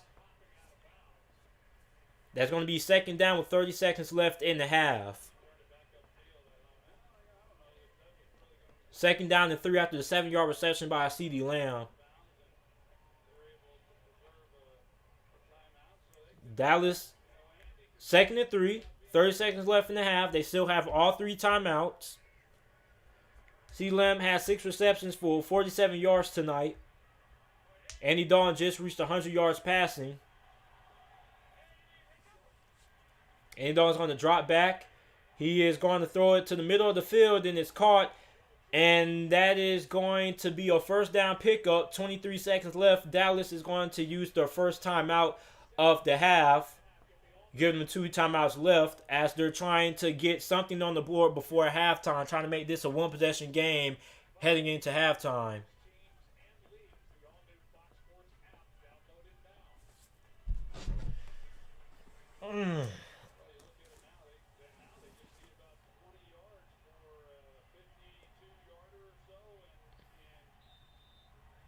So Dallas has 2 timeouts left, 23 seconds left, first and 10.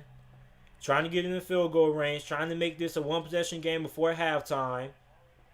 And remember that the Ravens do get the ball to start off the first half. Well, the second half.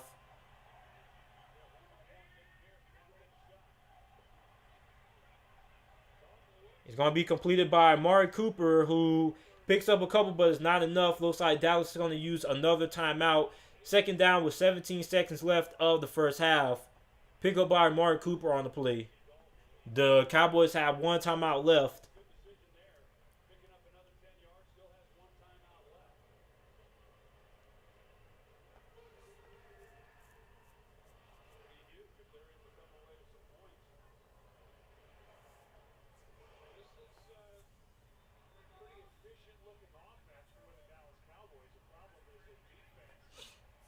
So here we go. Second down and 1.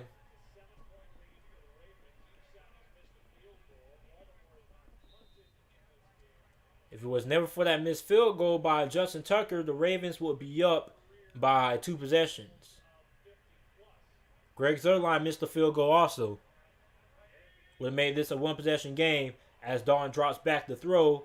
He throws it to the sidelines, but CeeDee Lamb slips, making it 3rd and 1.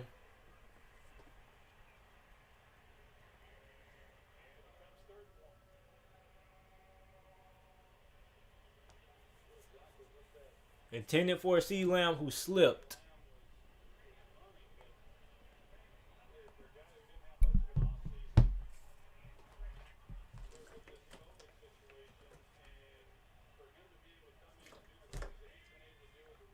Third and 1 Dallas.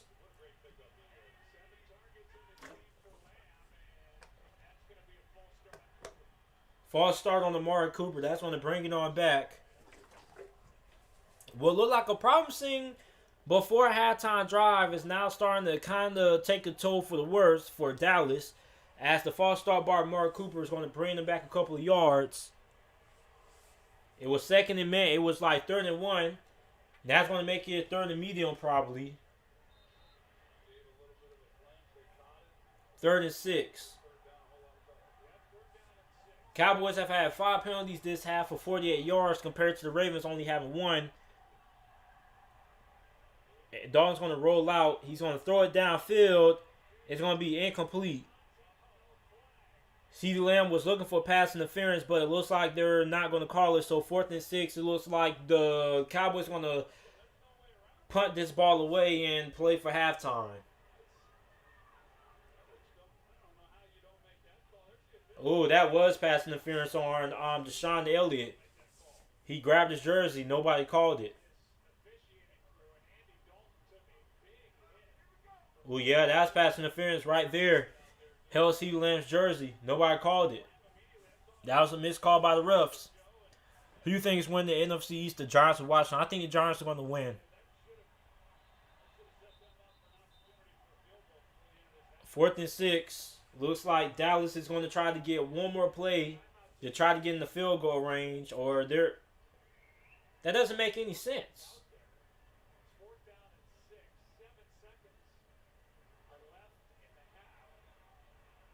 That doesn't make no sense. Okay, you have a play ready. Why would you use your last time out? So like that just limits the amount of play. So now the Ravens know that any play that you call is going to have to go towards the sidelines. Meaning they can play sideline protection, protect the sidelines. Now you take away any play that you have that could be towards the middle of the field, because then you're not going to have enough time to spike the football. So you either go for the home run here, or you just try to see if you can get something quick that can get you out of bounds fast, or if you can get out route to the sideline. But that doesn't make any sense. That was terrible. That made no sense. That made no sense at all. Like, you had one timeout left. Why would you use that one timeout? That makes no sense. That's stupid. That makes no sense. That made no sense to me. Why would you use that one? Why would you use that one last timeout when you already knew that that was your last timeout and you're trying to get into field goal range? That made no sense. So 4th and 6 was like they might try to give it a last minute heat to the end zone, or they might try to get something, but I doubt it. 3, 2, 1. Oh, they're just going to try to throw it downfield. And he gets it to the end zone. And it's knocked down. That's going to be halftime. So the Ravens head into halftime for a 17-10 lead on the Dallas Cowboys. It almost got caught by CeeDee Lamb, but he wasn't able to completely hold on to it. So Dallas heads into halftime with the lead. Since you're watching the Ravens, do you think the Ravens playbook is easy to read now, since they know Lamar Jackson runs most of the time and does shotgun plays? I want to say it's easy to predict, but the play calling is kind of predictable. It's either going to be a zone read, run through the middle, or they're going to try to throw a screen pass. But yeah, I do think it is kind of predictable. I might react to the Washington versus Oregon game, though, live Saturday. That should be a pretty good game. Should be a pretty good game, man. But it's halftime now. Finna take a stretch break. I'll be back, guys. I'm finna take a stretch break real quick.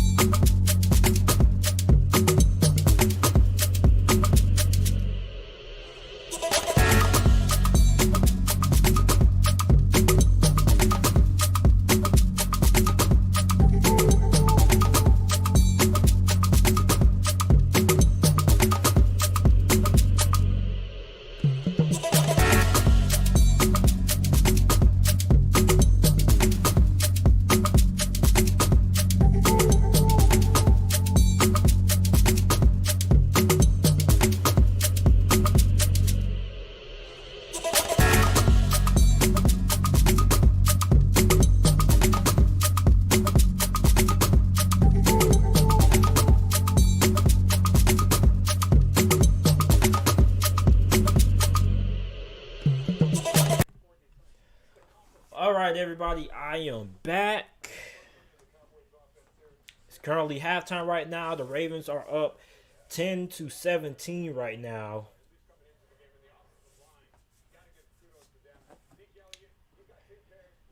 Ezekiel Elliott has been pretty. My halftime thoughts are like the Dallas Cowboys. Um, Offensively, like they really can't sustain any drives. Like the only way they got 10 points on the board this half was when they were put in good field position. You had the kickoff return by Tony Pollard, which put them in pretty good field position in Baltimore territory on the 30. And you had the Lamar Jackson interception, which was intended for Hollywood Brown, which put the Cowboys in good field position as well. But they only made 3 points off that interception. So, I mean, for Dallas, I want to see if this offense can actually put a drive together and get past the 50-yard line. That's my biggest concern for Dallas. Now, Baltimore has pretty much played pretty good on the defense side of football and on the offense side of football. Aside from that one turnover, I mean, they're running the ball without any resistance from Dallas right now. So, for Baltimore, it looks like they pretty much have this game in the bag, sadly.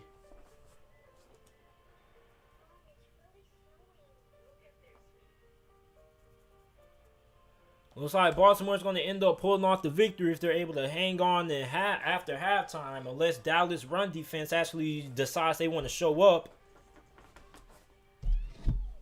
Dez Bryant is still going crazy on Twitter.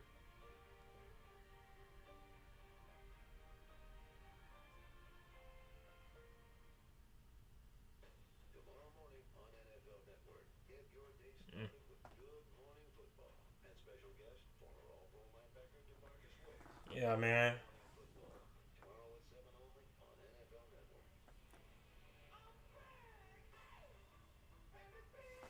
Yeah, man.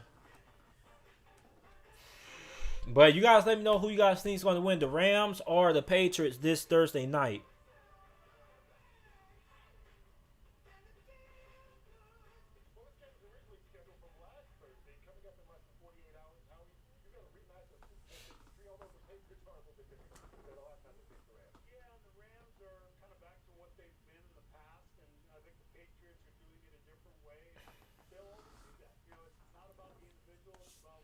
Guys, that's going to be a really good game.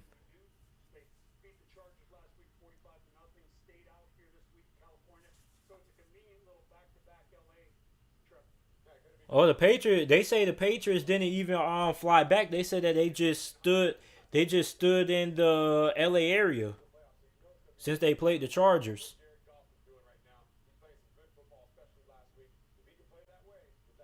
I think the Rams are going to win. I think the Rams are going to lose. I'm going to take the Patriots to win that one.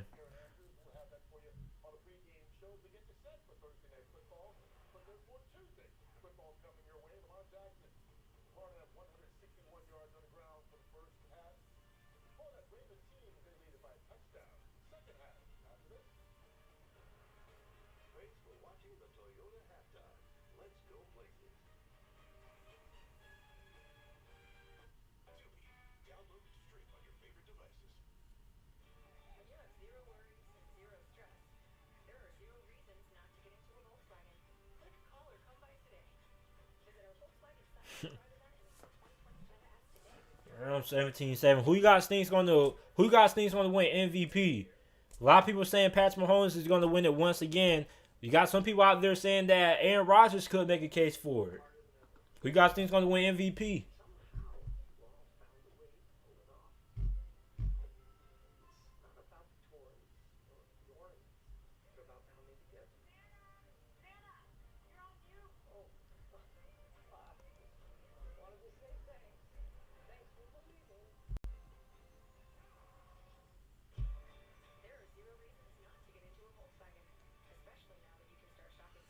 While you guys are waiting for the halftime break to be over, make sure to check out my latest video, why Jalen Hurts is starting over Carson Wentz for the Philadelphia Eagles. Just uploaded it before the game started, so make sure that you guys go ahead and check it out while we're waiting for the game to resume.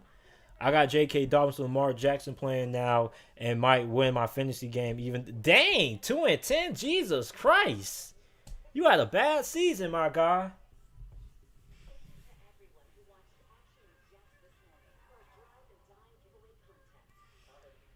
We had a bad season.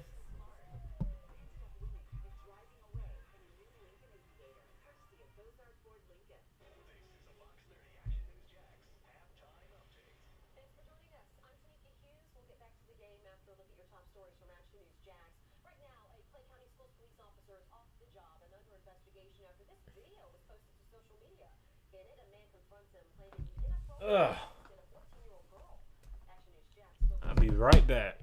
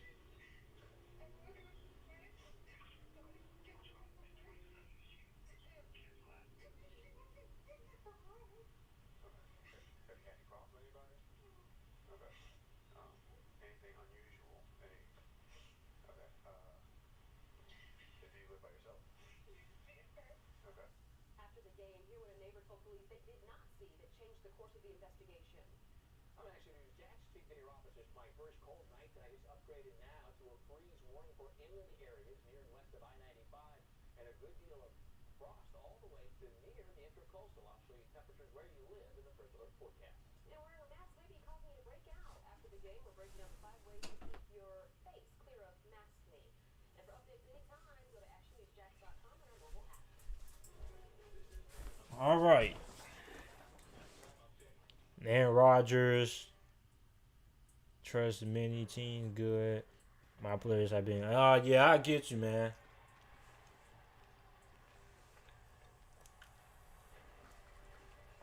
For some reason, I'm just not good in fantasy football on Yahoo Sports for some reason. I don't know what it is.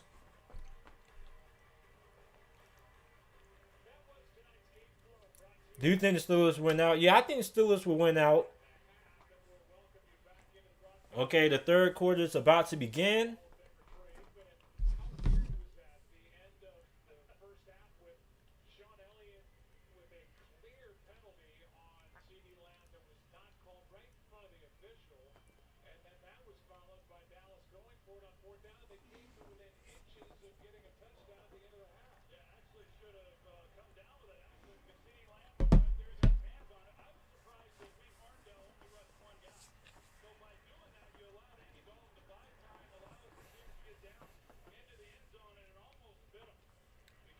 Do you think Sean? Man, come on, man. You know well Deshaun Watson is not going to win no MVP with the Houston Texans having a losing record.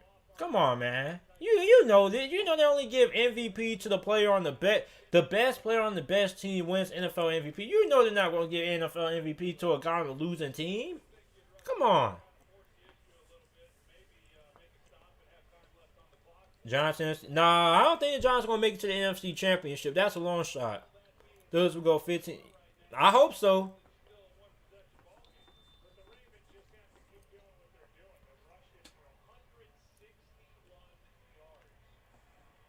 And my number, yeah, that's tough, man. Will Fuller was having a good year too. Cowboys are going to kick off to Baltimore to start the second half. The Ravens enter the third quarter with a 17-10 lead.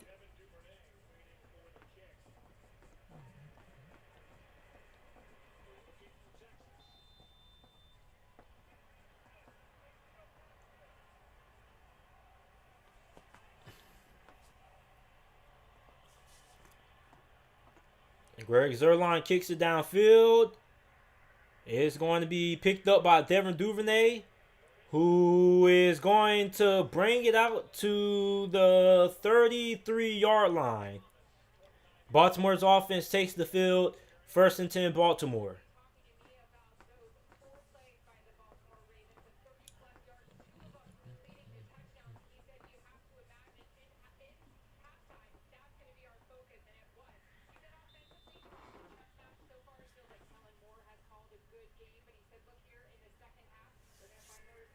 Here we go. First and 10. Baltimore's offense takes the field. They have three guys in the backfield. Lamar Jackson, Gus Edwards lines up behind them. You have Patrick Richard right next to Lamar. They're going to run it with Gus Edwards again. That looks like a gain of about 3 on the run. That's going to make it second down.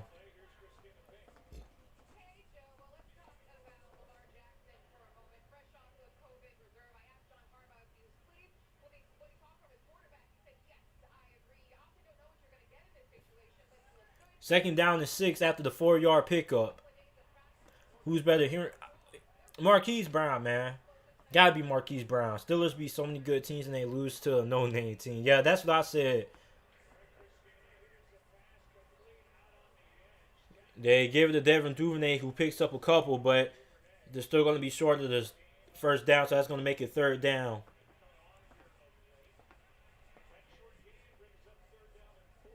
Third down and 4.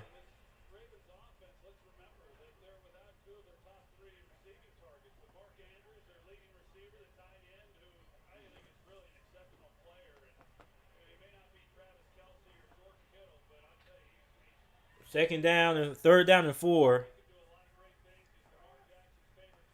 Lamar Jackson. They're going to send Miles Boykin in motion. It's going to be bunched to the left side. Lamar Jackson drops back. And it is incomplete, intended for Miles Boykin. No flags on the play. Baltimore is going to bring out the punt team.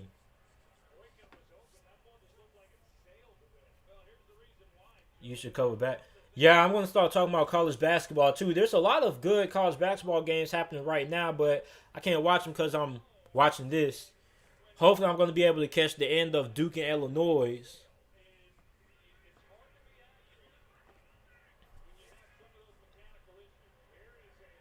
It's a flag on the punt. Picked up by CeeDee Lamb, who calls a fair catch.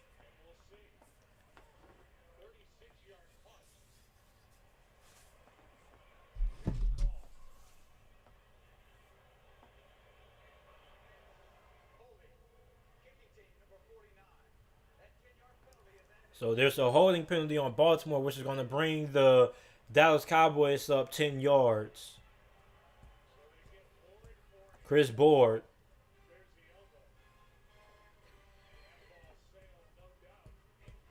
Yeah, Lamar Jackson had Miles Boykin wide open. Just couldn't hit him. Oregon Ducks basketball sucks this year. I'm mad at Mike Tomlin for going for it on fourth down necessarily. I mean, I'm not mad at Mike Tomlin. If I'm Mike Tomlin, I'll go for it on fourth down. Now, I'm upset with the play call, but I mean, I don't blame Mike Tomlin for going for it on fourth down. If I was Mike Tomlin, I would have went for it too. But I mean, that was a bad play call from Randy Fickner. Like, what are you doing having Anthony McFarland line up wide?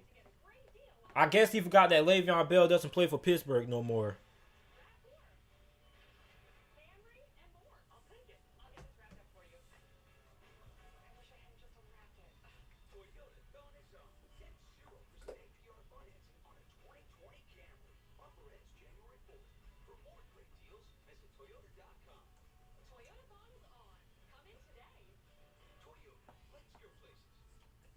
Still lost to no-name team.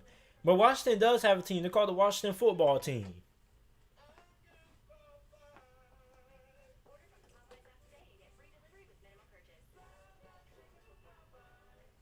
Will Rock by third string running back. Made no sense. No sense.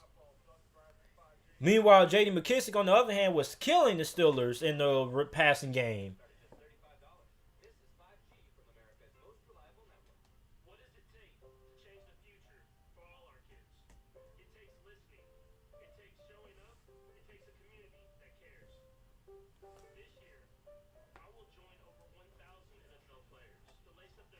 I wonder what I'm going to do after this. I'm probably going to upload this Denver Broncos video and play a little bit of college basketball. How you get James Bradbury on fantasy? I heard it is possible to play with defensive players, though.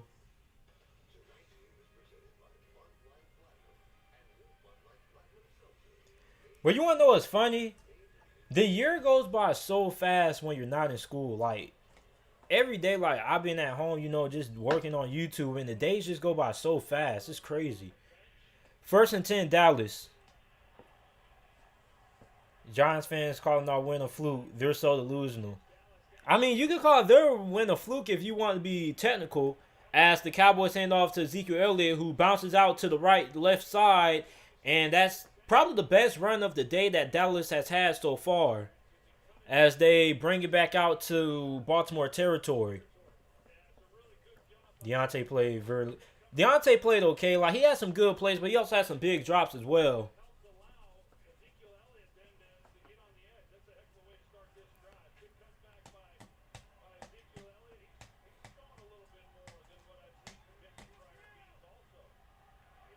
The Cowboys on the Baltimore 47-yard line. Andy Dalton lines up under center.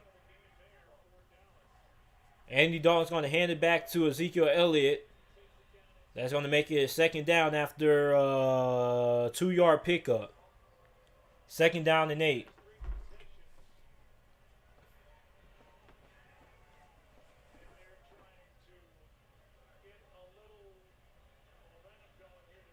I'm a Giants fan. I think Washington team got lucky. Steelers had a 4-day break. Well, sports, that's one way to look at it. Second down and 7. Cowboys lined up in the empty backfield. They're going to rush 5. Dalton extending the play. Derek Wolfe chasing him. He is going to complete it to the tight end. It's going to be like 3-4 yards short of the first down. That's going to make it third down. If Ravens lose, they'll be out the playoffs for sure.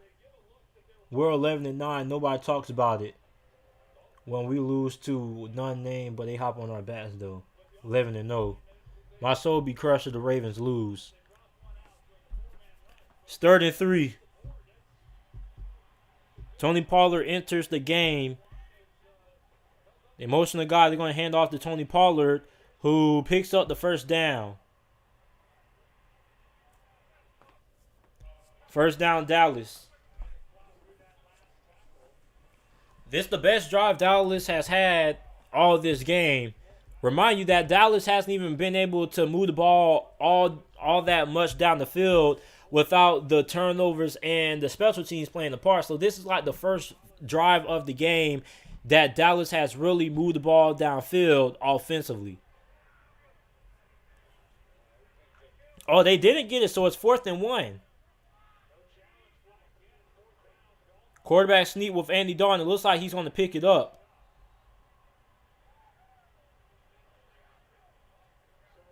I really thought they got that. Looked like first down to me. 1st and 10, Dallas.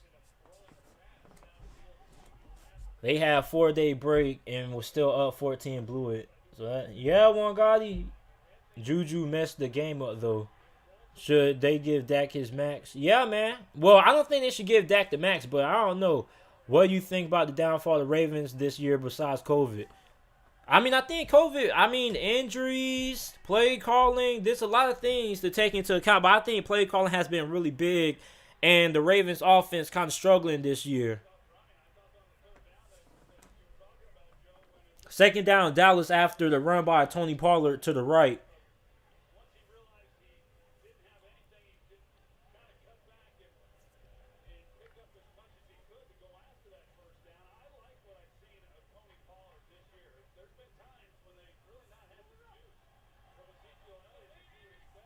Second and 8 after the 2-yard run by Tony Pollard. Cowboys going to line up in the empty backfield. Dalton's going to drop back. All day to throw. He's being chased by Calais Campbell, and he's just going to throw it out of bounds. That's going to make it 3rd and 8. Is Dallas going to be able to convert on 3rd down? That is the question.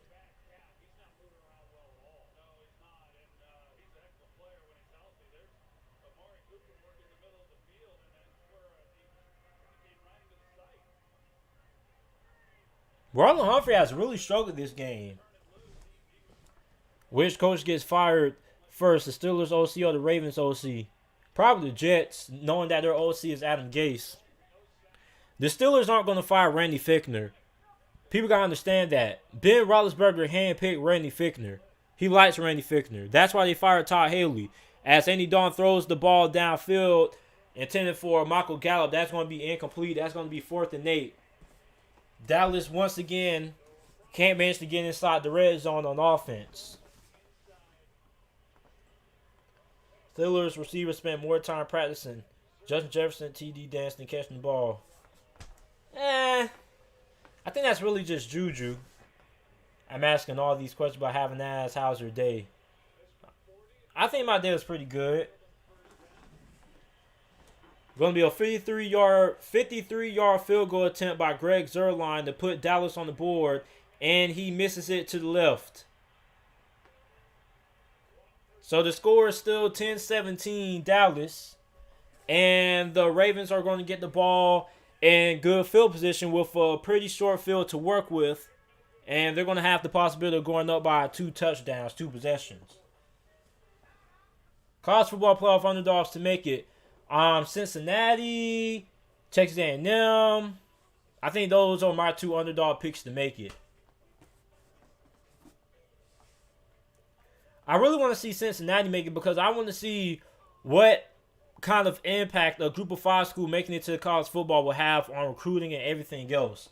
How will a group of 5 school making the college football playoffs change college football at all, if it does?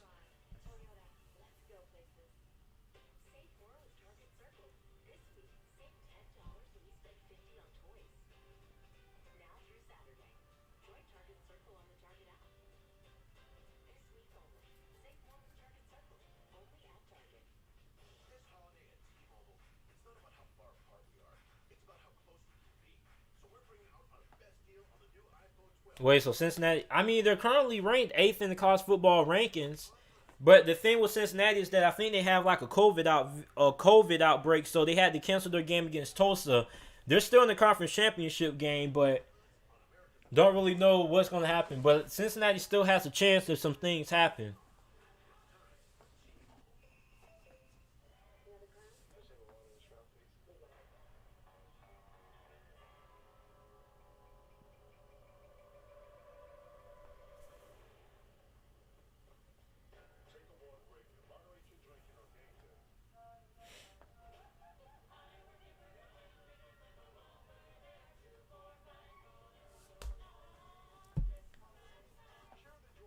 Crazy. This page so toxic. Who's your favorite college football team? I like the Miami Hurricanes. I'm a Miami fan. Who's comeback player of the year for you, Cam or Alex Smith? Alex Smith. And Cam Newton shouldn't even be in discussion. Cam Newton hasn't been good this year. It's either going to be Alex Smith. It's either going to be Alex Smith or Ben Roethlisberger. I think they're probably going to give it to Alex Smith probably, even though Big Ben's having a better statistical season. But they'll probably give it to Alex Smith. Yeah, I'm going to try to do some more live play-by-play. We blow a 14-0 lead. How unlikely for Pittsburgh. They never blow leads. Yeah, I think that's only the second time in franchise history Pittsburgh lost a game where they were up by double digits in halftime. Baltimore gets the ball. 9 minutes and 7 seconds left in the third quarter. Send Luke Wilson to the right side. They're going to hand it off to, who was that? Mark Ingram?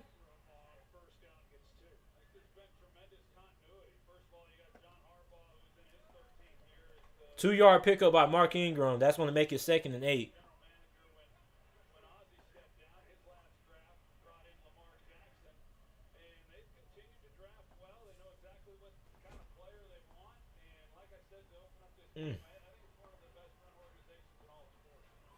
Crazy. Patrick Ricard is down. That's going to be a big loss for Baltimore if they lose him. So injury timeout.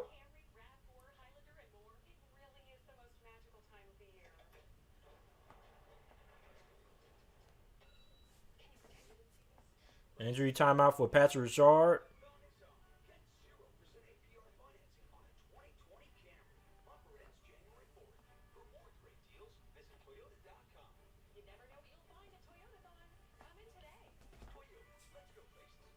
Currently 17-10. Baltimore is up by 7 points and driving down the field. Injury timeout to check on fullback Patrick Richard.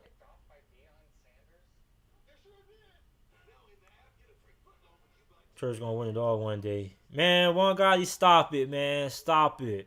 Nobody talks about it. First, everybody trashes the Steelers. Bullcrap. I remember when you made the video on Daniel Jones when he played terrible in the beginning of the season. Do you have any regrets? I mean, he's still not playing all that great from what you expect out of a top 10 pick. But I mean, he's playing decent. You know, he's not costing the Giants games, but still not playing all that great.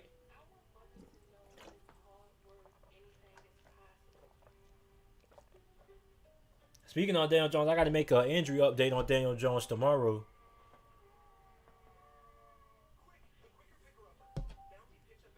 Bro, bro, I'm in love with college basketball, bro. Like, y'all gotta watch college basketball, bro. Like, I've been watching college basketball really heavily over the last couple of days. Well, I forgot how much fun it used to be watching college basketball. I remember I first started watching college basketball when I was in fourth grade, I believe. I was watching the SEC tournament for the first time, and I just fell in love with it. I remember I was watching it because I had a headache, and I wasn't able to go to school because I was sick for the next couple of days, so I had to find something to watch on TV, and the SEC tournament was on, and it came on every single day, so I remember watching that. But I forgot, I haven't really watched basketball all that much over the last couple of years. But I'm going to start watching some more college basketball, though.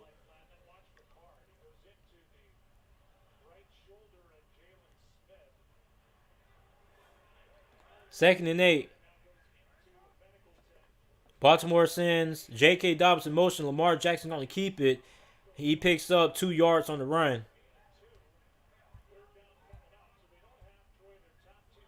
3rd and 6 for Baltimore. Yo, JT, I be forgetting you're a Steelers fan sometimes. You got to start showing your pride, man. I mean, I do show my pride, but I don't want to be a super biased fan. You get what I'm saying? Yo, is Villanova overrated? I don't know. I haven't seen Villanova play. Hope there's March Madness. I hope so, too. I really missed March Madness last year. I was really looking forward to it. And it was spring break. That's all I was going to watch. I remember last year I was watching March Madness during school. I was watching March Madness during school one time. Lamar Jackson picks up the first down for Baltimore. Gain of 7 on the run after 3rd and 6.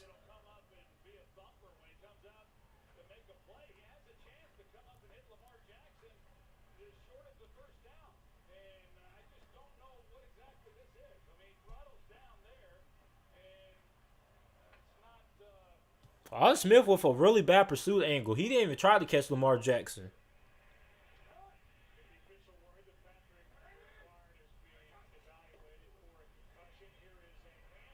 And they're going to send to J.K. Dobbins, who has a physical run.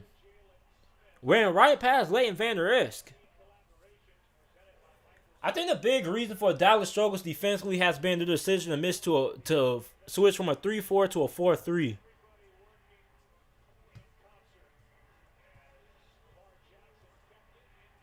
Ravens been running all over Dallas tonight, man. It's terrible. How do you feel about Joe Burrow this season? Joe Burrow is really good. Still don't think he would have won Offensive Rookie of the Year over Justin Herbert. As they handed off to J.K. Dobbins again, who picks up the first down. Should make Steelers YouTube channel talk strictly Steelers. Get a lot of subs and views. I'm thinking about it. That's one of my plans. I might make a strictly NBA. I don't really know because I feel like I could just upload anything I wanted to on here because it is JT Sports. But I was thinking about it. I know what my plans are for 2021. So 1 year for March Madness, I chose no more. They lost the UMBC in the first round. That's crazy. Yeah. Yeah, everybody picked Duke because they had Zion and everybody else, Cam Reddish and everybody else. I thought Duke was going to win it because they were the best team. But I told everybody, I said that the best team doesn't always win in college basketball. It's always normally the most experienced team that ends up winning it. Illinois is beating Duke right now, 24-10.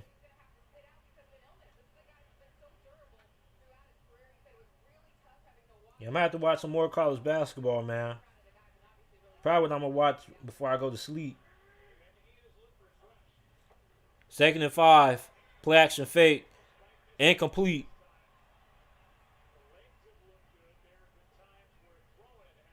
Intended for James Prochet. You should know Steelers fans are loyal and crazy. Yeah, they ran the RPO. Lamar Jackson's accuracy has been off this game a little bit.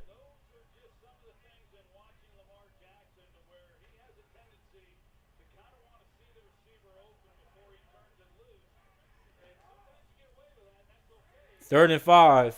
The Ravens have converted on third down 2 times this drive. Flag on the play. Looks like it's going to be a false start. It's going to make it 3rd and 10.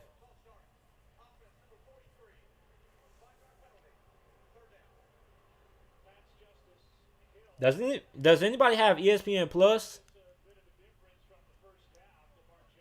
I just bit my tongue.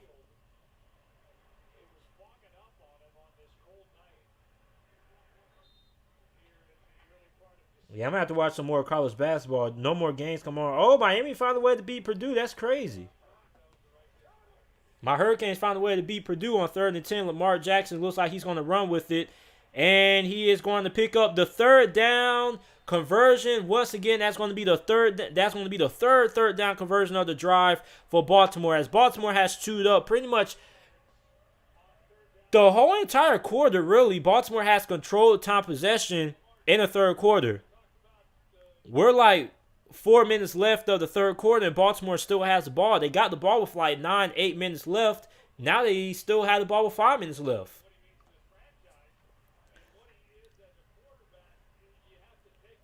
That's what happens when you can't stop the run.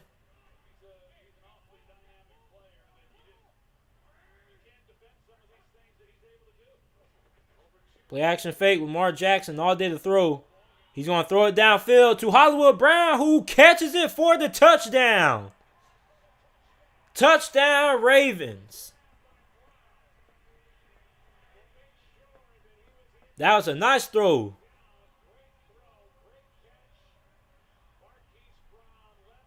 Yeah, he got that.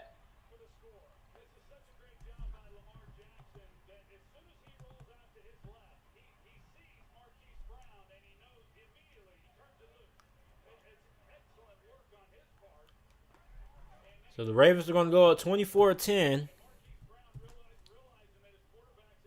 Pending the field goal.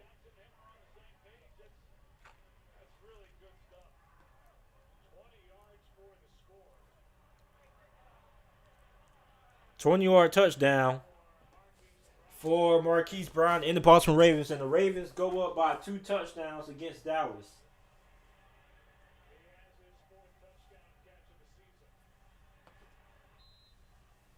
And Justin Tucker makes the field goal, which makes it 24-10 Baltimore.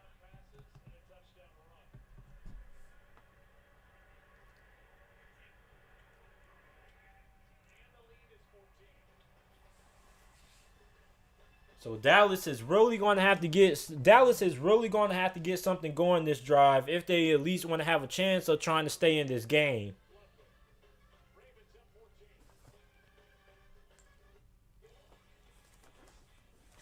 Please do somebody have play for an upcoming game.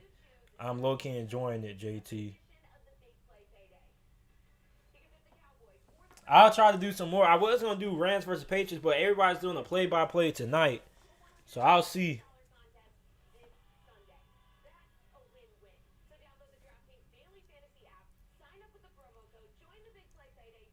I might do some play-by-play for college football as well this week. I might do Oregon versus Washington.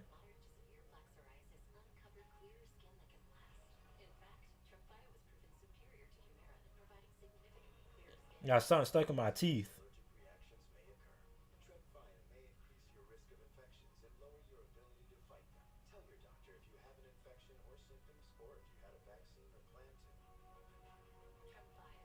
Odell Beckham said that the Giants wasted Eli Manning's last 2 years in the NFL. Crazy. I mean, he's telling the truth.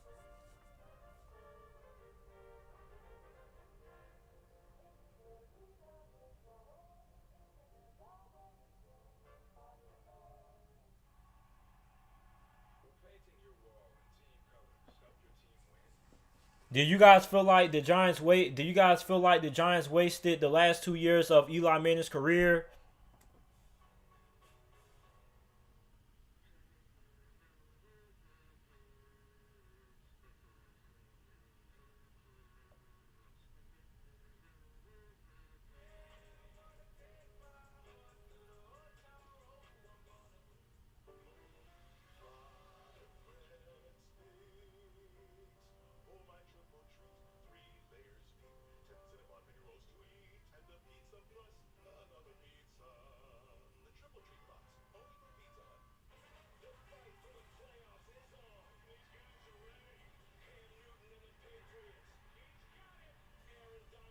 Mm.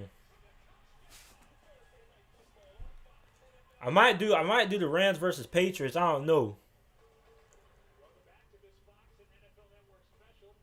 Might do the Rams versus Patriots. I want to see what games are going to be played tomorrow, basketball wise.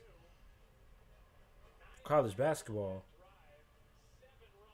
Oh, I can rewatch. I can rewatch any games that I missed. I forgot.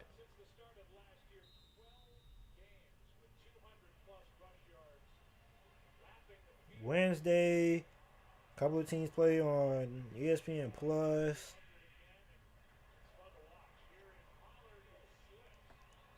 Tony Pollard gets the handoff on the 22-yard kickoff return. First and 10, Dallas. Yep.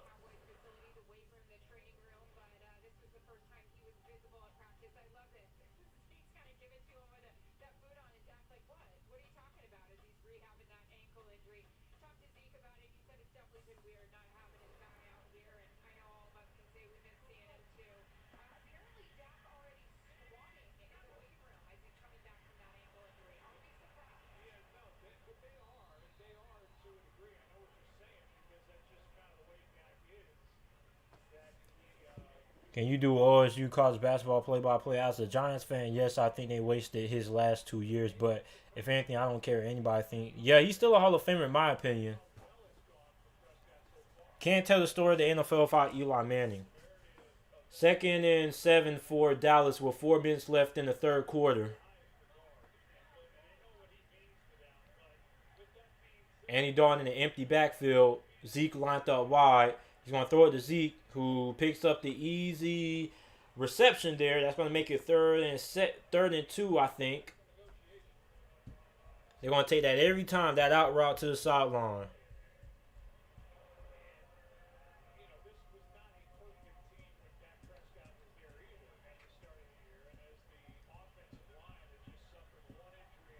Third and 1. Mark Cooper runs to the right side of the field. They're going to hand off to Ezekiel Elliott, who powers his way through for the first down. First and 10, Dallas.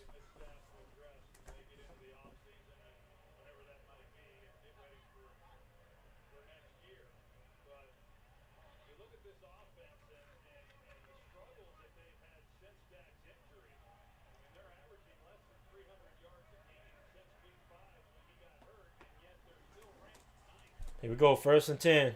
Andy Dalton's going to play action fake. Ravens have some guys in the backfield. Dalton's going to complete to Michael Gallup, who picks up the first down. 2 first downs this drive for Dallas. Are they going to be able to get inside the red zone? That's going to be the question. Because all this game, really, their 10 points that came from that early interception that they had against Lamar Jackson in the first quarter on the Ravens' first possession on offense, and off that special teams big return by Tony Pollard. So, going to be interesting to see if Dallas can actually get inside of the red zone on offense for the first time this game without any help from the defense special teams. The Ravens are going to call a timeout.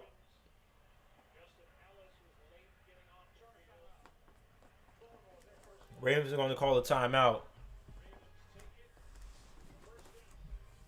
We have 2 minutes left and 27 seconds left in the third quarter before we reach the fourth quarter of the game. And you do OSU college back. I haven't seen any Ohio State games on, but I'll try.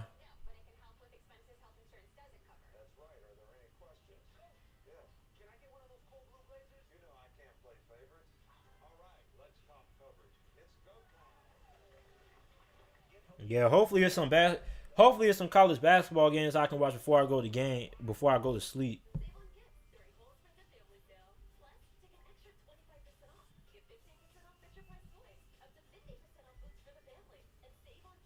Hopefully before I go to sleep.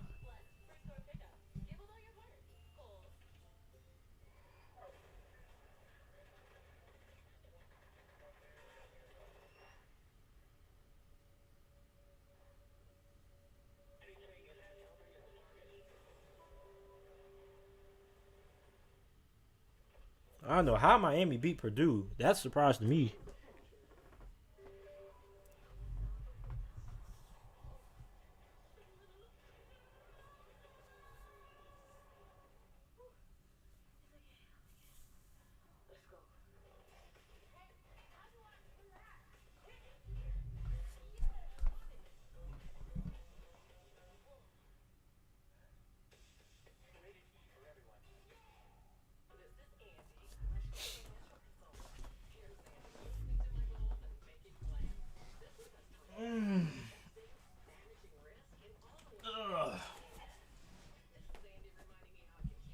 I think I'm gonna start. I think I'm gonna upload. I think I'm gonna start working on a mock draft. I'm gonna try to do a mock draft for the rest of the year and upload them on either Friday or Saturday.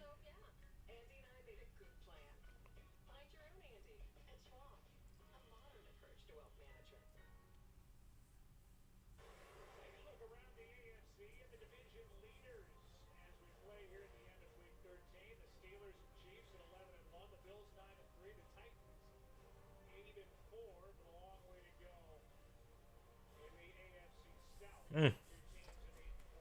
Ohio State's next game's in 5 days. Who is Ohio State even going to play? It's early 4 p.m. Eastern time. Who is Ohio? Anybody know who Ohio State's going to play this Saturday? Because they got to play somebody. Here we go, 1st and 10. CD Lamb going across the left side of the formation. They have CD Lamb in the slot. And it's complete to Amari Cooper, who picks up another 3rd down for Dallas. It's 2 minutes and 10 seconds left and the 3rd quarter.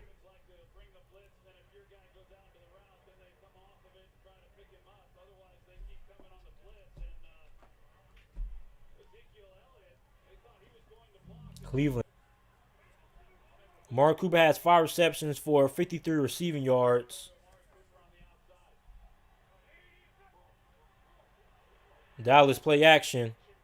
Dalton's just going to throw it out of bounds after that play basically went nowhere after they got blew up. If the Jaguars draft Justin Fields, do you think they rebuild for his first year or his so? I mean, the Jacksonville Jaguars don't really have a reason to rebuild because you have like 13, 12 draft picks, okay? You got 12, 13 draft picks in the 2021 NFL draft, the draft coming up. And they have like a lot of cap space to waste in free agency, and especially with the NFL salary cap going down. You know, even with the salary cap going down, they're still going to have a lot of money to spend, so they can get some really good players in free agency. So I expect the Jacksonville Jaguars to be a solid team next year, regardless of who's at quarterback. Because, I mean, you just have a lot of draft picks, you have a lot of draft capital, and, I mean, you have a lot of money to spend in free agency. So I expect the Jaguars to be competitive next year.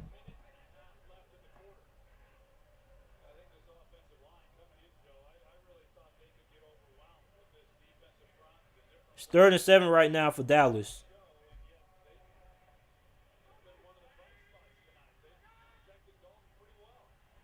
Looks like Baltimore is going to rush 7.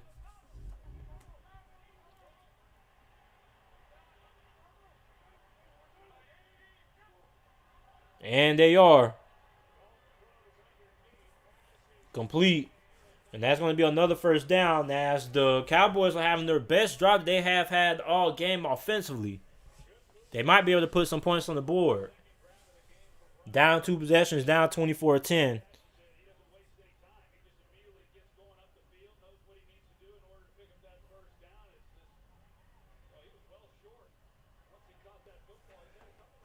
First and 10. Andy Dalton is 4 or 5 on this drive for 41 yards as they line up in the shotgun. Throws it to Ezekiel Elliott and is knocked down. LJ Ford knocked it down, but that was a bad pass all the way. 2nd and 10. 20 seconds left in the 3rd quarter.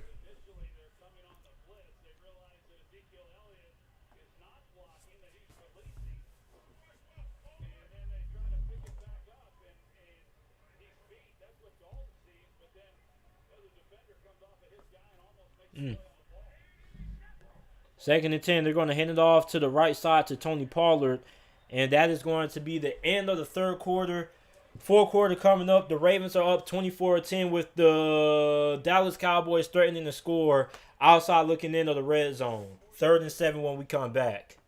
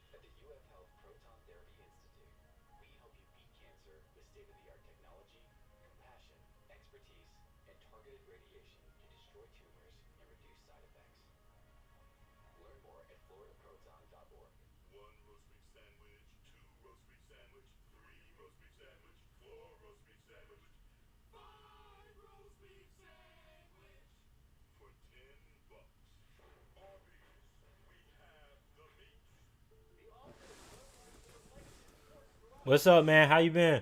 Quincy Bell Sports, what's going on, man? I'm doing good, man.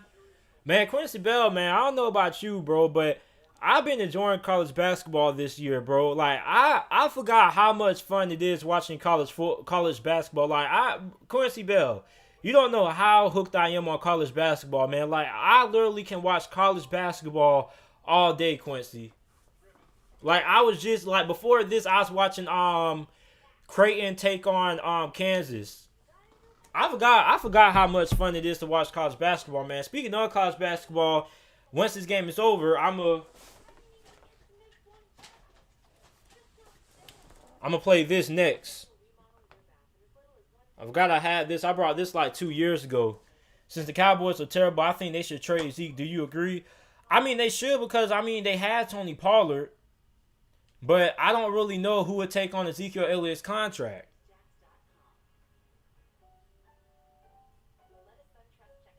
Hopefully, this game works. College basketball and on another level above NBA. Illinois is throttle Duke. Yeah, man, I was just seeing that, man. From what I've heard, Illinois has some pretty good guards. I'm gonna have to rewatch the game once I get done. Yeah, bro, I've been obsessed with college basketball. Is that College Hoops 8? Yes, it is. I was going to get NCAA basketball 10, but they say the presentation is good, but like they say like the animations get kind of played out. But College Hoops 8 is really fun. I haven't played it in some while, but I'm gonna play it after this game. 3rd and 7 for Dallas. Tony Pollard in the backfield, lined up to the right side of Andy Dalton. Dalton's going to blitz, and they come down with the sack. For them,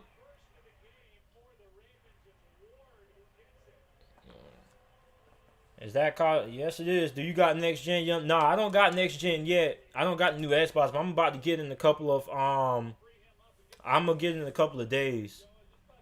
Do you do college football play by plays? Yeah, I'm gonna start doing some college football play by plays, man. I'm gonna try to do Washington and Oregon this weekend. So Dallas is going for a field goal. Still going to be down by a couple possessions, but some points better than no points. 52-yard field goal, and it's no good again. That's the second missed field goal by Greg Zuerlein. I really think it's the win.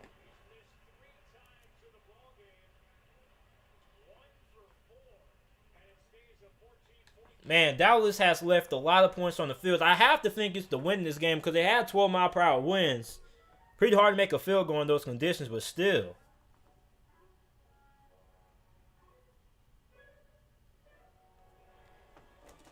But I'm really praying that this college. I'm really praying that this college hoops 2K8 works, man.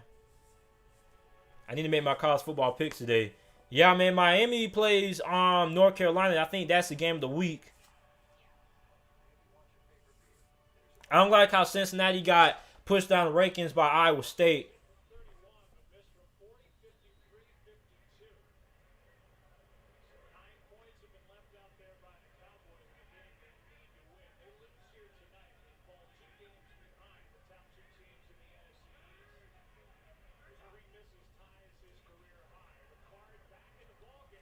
Patrick Carr gets the ball and he's going to run over somebody. I think that's the Marcus Lawrence that he just ran over. So it looks like the Baltimore Ravens are just going to try to control the clock. Hopefully they can run the whole entire quarter out so I can go ahead and play 2K8 college hoops. How is Coastal 13? I mean, they beat BYU though. Coastal Carolina beat Louisiana. They beat the Louisiana Raging Cajuns, who were ranked, and they beat BYU this past Saturday. So I think Coastal should be 13. Another big one by Baltimore. Gus Edwards gets it out to the 30-yard line. They're starting to wear down Dallas. Dallas has no answer for this rushing attack.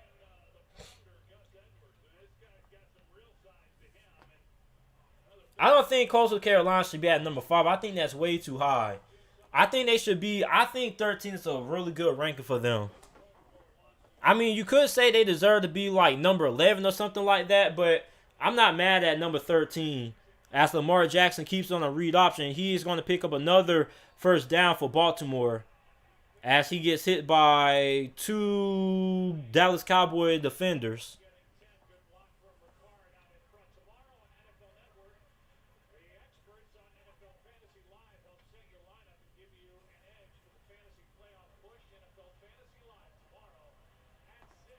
Hey, but Kurt Hershey was right, though. They canceled the Michigan-Ohio State game.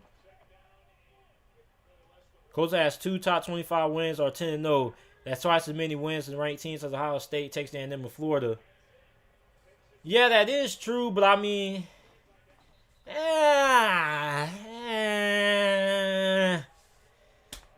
but you got to understand, though.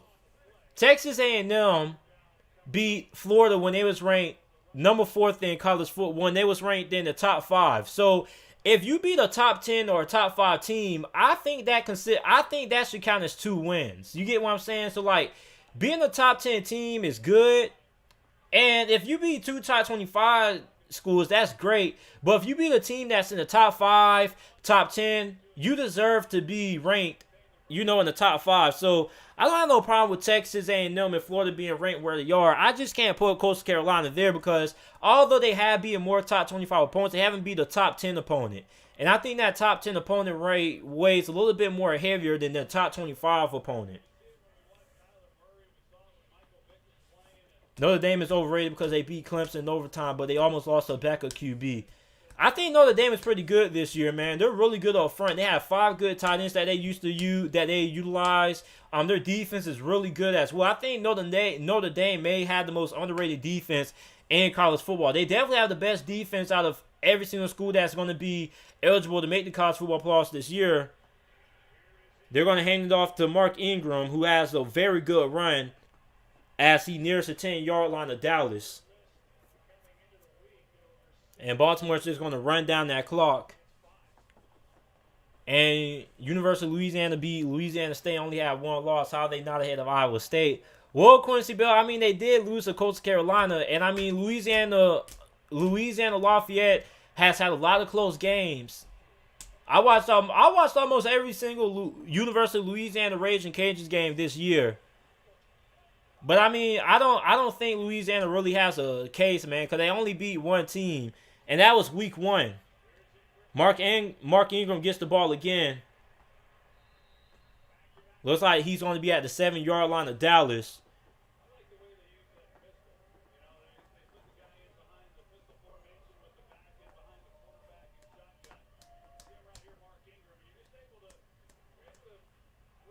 Yeah, man, but I think University of Louisiana is pretty good, but my top 10 is 1 Alabama, 2 Notre Dame, 3 Texas A&M, 4 Coastal, 5 Florida, 6. Bro, how can you put Clemson at number 6, man? How? You can't put Louisiana Lafayette at 10, man. You can't do that. You cannot do that, Quincy. You cannot do that. As Lamar Jackson completes it to Patrick Ricard, 2nd and goal. You can't do that, Quincy. Quincy, you can do way better than this, man. Coastal Carolina should not be in the top 10 at all. At all. I don't care if they beat 2 ranked schools. Like, Here's the thing. Florida has a win against a top 10 team. Okay, Texas A&M has a win against a top 10 team. Clemson, do they have a win against a top 10 team? Oh yeah, they beat Clemson, blew out Miami. Okay? So I mean, Coastal Carolina, I understand what you're saying, but Coastal Carolina doesn't have any top 10 wins on their resume. Clemson is not that good. They only have one good win. It's against Miami, who isn't that good. Sorry to say it to you. Bro, Quincy, if you beat a top 10 team, beating a top 10 team is equivalent to beating two top 25 schools. And Ohio State beat Indiana, who is currently ranked as well. Coastal is 10-0. Come on, man. Coastal Carolina is not better than Cincinnati, Quincy. Coastal Carolina is not better than Cincinnati, Quincy. You're tripping now, Quincy. It's third and goal. Luke Wilson motion out to the right. Empty backfield for Baltimore. Lamar's going to roll out. Nobody's open. He's going to make one guy. He's going to make one guy miss. He's going to throw it to the end zone. Incomplete, intended for Miles Boykin. But Quincy, Coastal Carolina, if they were to play Cincinnati right now, they would get blowed out. Be honest, Quincy. If Coastal Carolina played Clemson right now, they would get blowed out. If they played Cincinnati right now, they would be blowed out. So, I mean, Coastal Carolina is a good group of five school, but Coastal's defense is for real. Gibson McCall is stuff. I get what you're saying, man. Like, I get it. But listen, they aren't that good. They're not good, Quincy. You know and I know that Coastal Carolina would get blown out by any of those teams that you have behind them, Quincy. You know doggone well Ohio State will run circles around Coastal Carolina. Come on, Quincy. Like, Coastal Carolina has one of the smallest offensive lines in college football. Yeah, I mean, I had a feeling Pittsburgh's going to lose eventually. I didn't think Pittsburgh's going to go 16-0 as Baltimore goes up 27-10 on the Dallas Cowboys. And it looks like this game is pretty much over.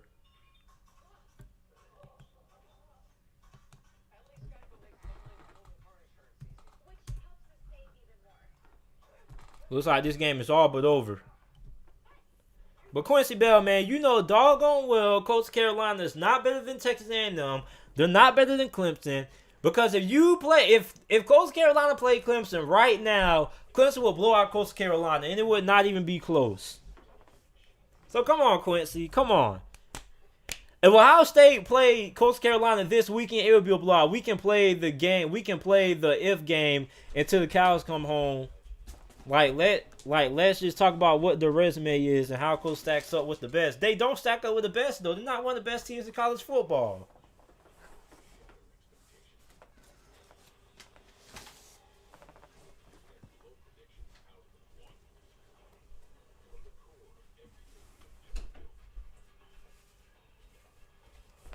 Talking about how their resume stacks up with the best. Coastal Carolina is not a top 10 team, Quincy. That's like when people were trying to make the argument for BYU. If Coastal Carolina was to play Ohio State right now, Quincy, you know and I know, doggone well, it's not even an if, it is a will. They would get slaughtered by Florida. They would get slaughtered by Ohio State. Get out. They would get neutered by almost every single team in the top 10. I put Texas A&M above Coastal Carolina. To be honest, if anything, I don't even get how you got Texas A&M there just because they beat Florida. Texas A&M got blown out by Alabama. It wasn't even close. This man really got Coastal Carolina in the top 10 in Louisiana Monroe. That is crazy. And I don't get how you can put Louisiana Lafayette or Louisiana Raging Cajuns in the top 10 when they lost to Coastal.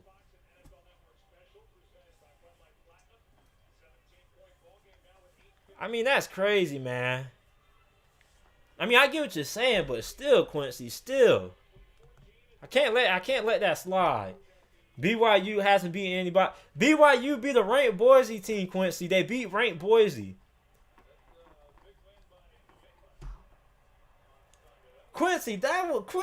Now, you know, if Louisiana played Iowa State again, I think Louisiana. I think me personally, I think Louisiana is better than Coastal. We're going to see because I think Louisiana and Coastal Carolina are going to match up in the Sun Belt Conference Championship game again.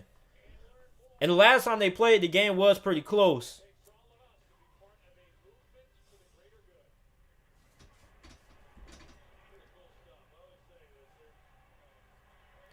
Bro, Alabama is the best team in college football. They beat Georgia, who was a top five. They beat Georgia, who was a top 10 team, and they beat Texas A&M, who is a top 10 team also. Alabama has beaten more top 10 teams this season than any other team in college football. They deserve to be ranked number one. That's no debate. But Quincy, you gotta understand, that was week one, Quincy. That was week one of the college football season, Quincy. How much are you gonna hold on to a week one victory? Come on now, Quincy. Week one. Week one, Quincy. That's week one of the college football season. That's like when Michigan State blew out Michigan. Come on, man. That's week one of the college football season. Everybody looks good week one. Some teams come out flat. Like we thought that Michigan was a good team when they beat down Minnesota, and we saw what happened after that. We saw what happened after that. There's no way you got Coastal Carolina in your top five, bro. That is ridiculous. 2nd and 10 for Dallas. A-Dog's going to drop back. It's completed. Steps out of bounds. 3rd down coming up for Dallas. And Texas A&M beat Florida in week 3, but we're still holding on to that. Bro, but Florida is still a good team, though, Quincy. That was a top 5 team. That's a top 5 team. So, I mean, you gotta give Texas A&M credit for that, though. Why Texas A&M above Florida? Wonder why? Because they beat Florida, though. But, I mean, you still have to count that, though. Because Florida is a good team. Completed to Ezekiel Elliott, but I think he's going to come out short for the 1st down. I think it's going to be like 4th and inches. JT, have you seen all this talk about James Harrison coming out of retirement? Man, I don't think James Harrison's going to come out of retirement and play for Pittsburgh. Not after what he said about Mike Tomlin. I will still never forget James Harrison when he signed with the Patriots. Thought he was finna win him a Super Bowl. 1st and 10. They're going to throw it downfield. It's completed. At the 40. He gets to the 35. Who is number 85? I need to learn his name. I mean, I might need to pick him up on fantasy.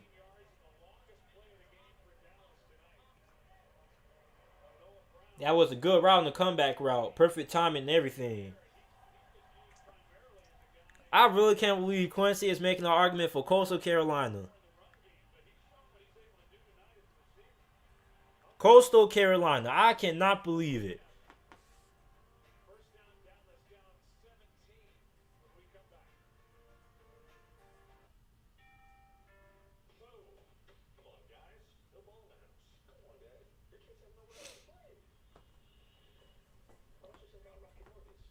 So Texas A&M is above Florida because they beat them. Why is Louisiana below Iowa State when they have a head? Quincy, Quincy, you know doggone well Coastal Carolina should not be in your top 10, Quincy. You know it. You and I both know it. You and I both know if you put any of those teams against a team from the Sun Belt that they would get throttled and they would get blown out. You play Iowa State the first game of the season. Quincy, now come on, Quincy. Come on now.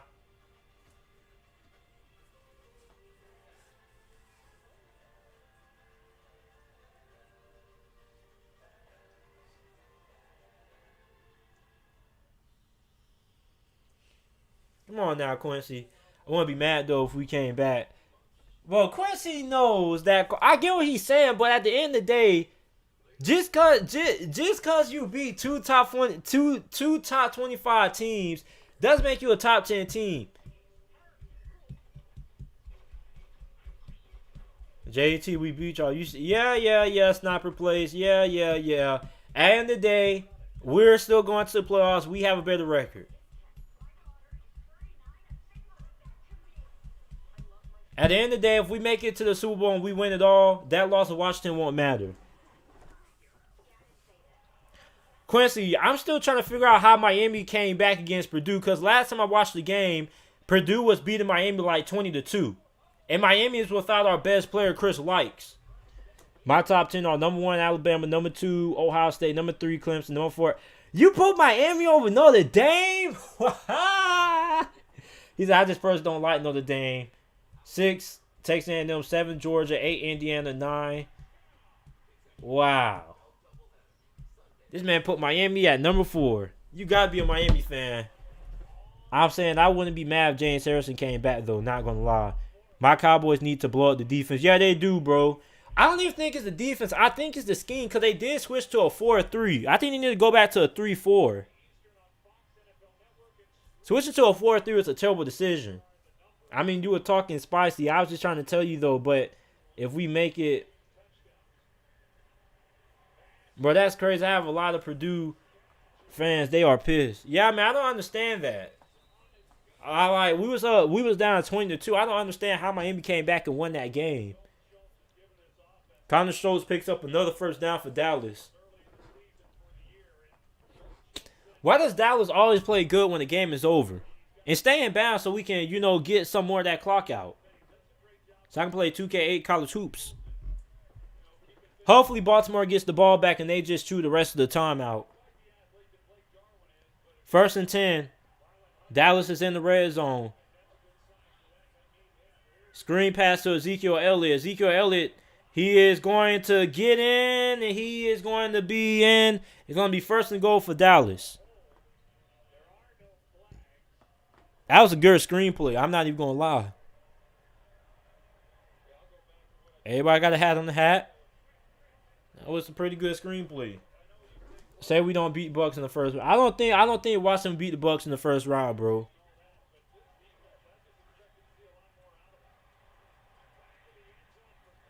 And it's incomplete. Incomplete intended for Amari Cooper. You gotta understand. You have to understand something. You beat the Steelers right now, but you guys gotta understand something. Playoff football is a different atmosphere. Teams are going to be playing their hardest. Teams should be at full health by then. Like, it's going to be hard, man. It's going to be hard. And Coastal is a good team, but I say they could be 15-10. Yeah, man. I think they deserve to be 13th. I like Coastal. I watched a lot of Sun Belt football this year. Zeke look good. Yeah, Zeke does look good. Looks like that's going to be pass interference on Brandon Carr.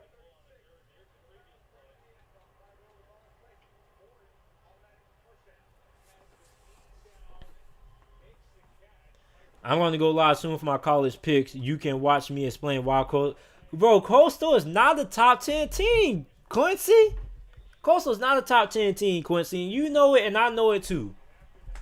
Come on, Quincy. You know doggone well Coastal is not a top 10 team. As they hand off to Ezekiel Elliott, he gets stopped short of the first down. Well, of the touchdown. Dallas needs to hurry up and score. They only have like 5 minutes left. If Dallas scores here, they still have a chance to win the game. They'll be down 2 possessions still, but I'd rather be down by 2 possessions, 10 points. That's manageable. Ezekiel Elliott, and he gets stopped again. That's going to be 3rd and goal. Can't believe this man Quincy trying to say that they are a top 10 team. Penn State taking the soul out of Virginia. Bro, Quincy, Michigan would destroy Coastal Carolina. Just because you are great and I subscribed and put notifications on, you are a great YouTuber. Hope you have. Appreciate that, Tyler. And they hand off to Ezekiel Elliott again. They get stopped again. It's 4th and goal. Jesus, Dallas can't even punch it in. They can't get a field goal. They can't punch it in inside the red zone. Jesus.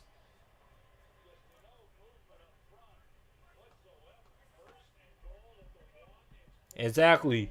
We not even healthy. We lost Landon, Matt. I don't know how AG going to be. They say Antonio Gibson should be back in a couple of games. Andy Dalton drops back on 4th and goal. And it's called for the touchdown by Amari Cooper. Makes it 16-27. Baltimore Ravens are still up.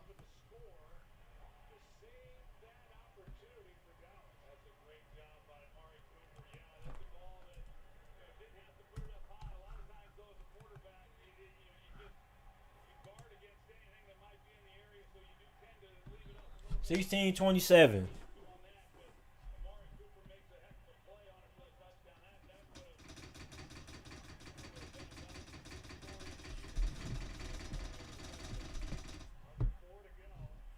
Greg Zerline going for the extra point, and it is good. Dallas is down by 10 points.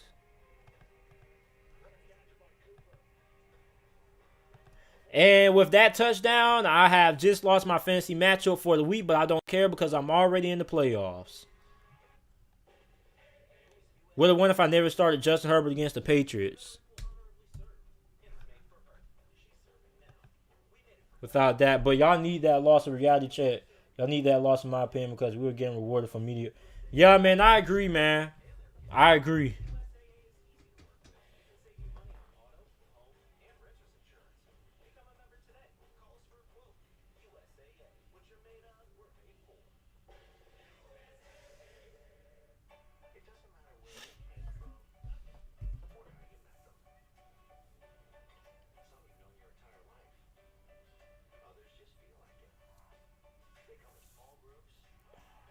At least I'm in the fantasy football playoffs, so it doesn't matter.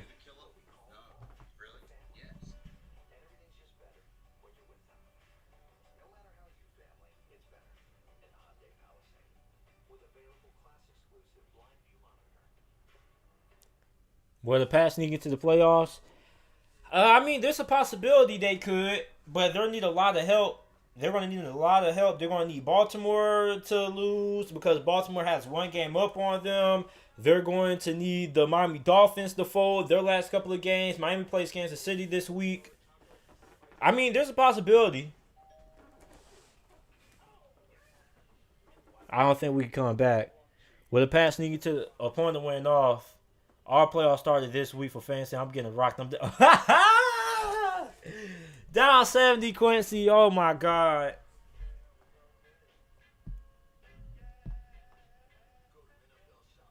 Yeah, I'm finna call my friend right now to let him give him a piece of my mind for winning this game.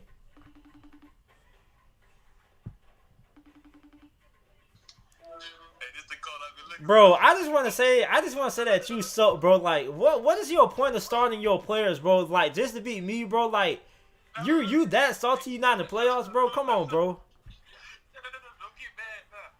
Now I gotta play Zubar, bro. You suck. I told you this over. I said if I make the playoffs, I don't care. We just know I'm beating. Bro, you beat me because Justin Herbert got shut down on some dumb junk, cuz. Like, I didn't even know they played the Patriots. Who took that L? Bro, it don't matter, bro, because I'm finna win the fantasy championship anyway. All I know that against me and you took that L against me.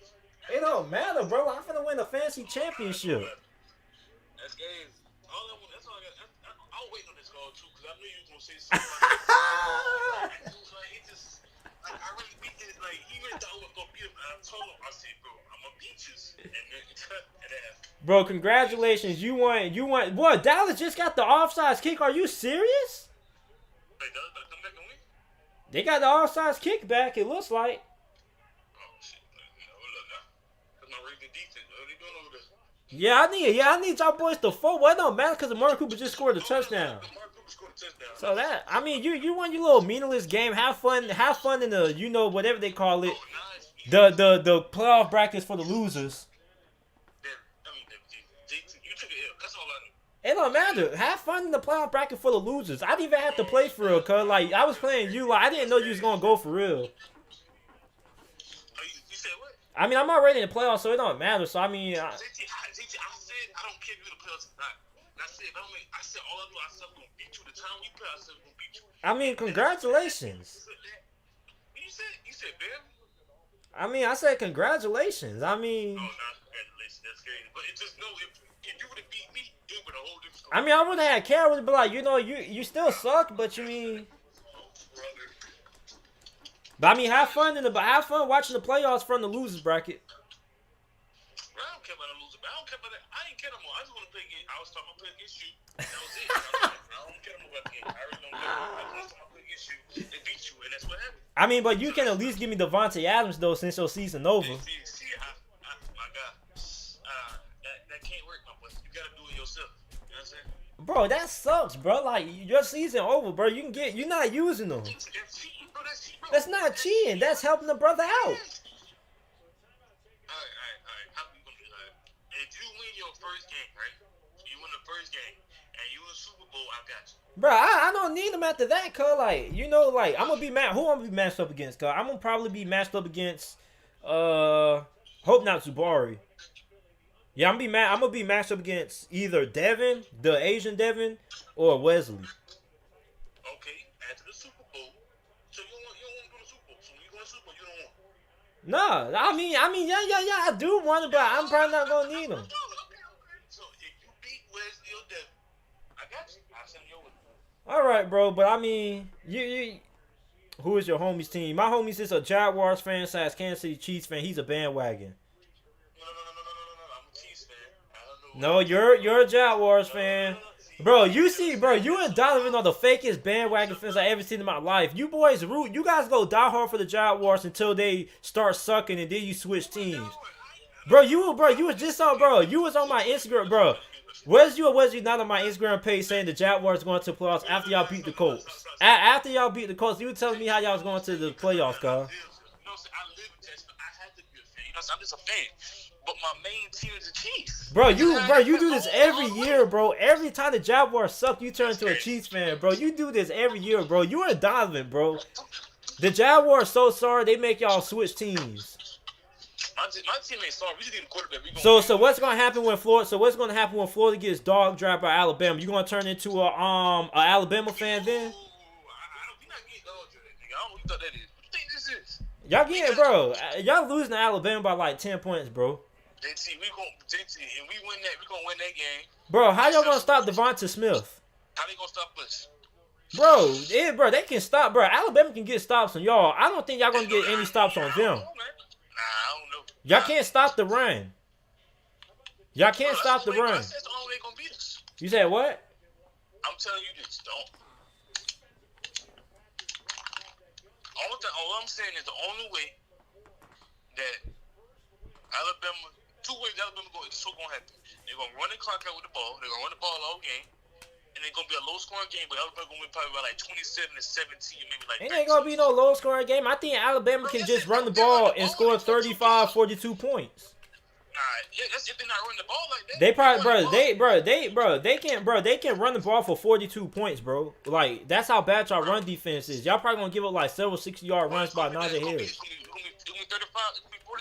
Bro, I want to see what's gonna happen when Marco Wilson goes against Devonta Smith, boy, cause that. They gonna put Elam on Devonta Smith. I'm telling you right now. It don't matter who they put on. I mean, I'd rather have Elam than Marco Smith. Marco on that nigga. Marco Wilson gonna get smashed by anybody.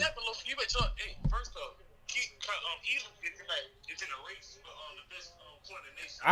I saw that. But listen, Derek Stingley, bro. If Derek Stingley can't stop Devonta Smith, what makes you think that Elam is going to be able to do so? You never know what my corner can do. Derek Stingley's supposed to be the best cornerback in college football history.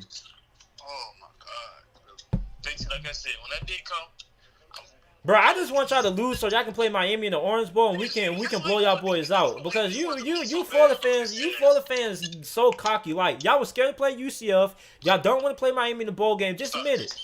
Y'all don't want to see Miami in the bowl game, cuz. We ever been scared to play UCF?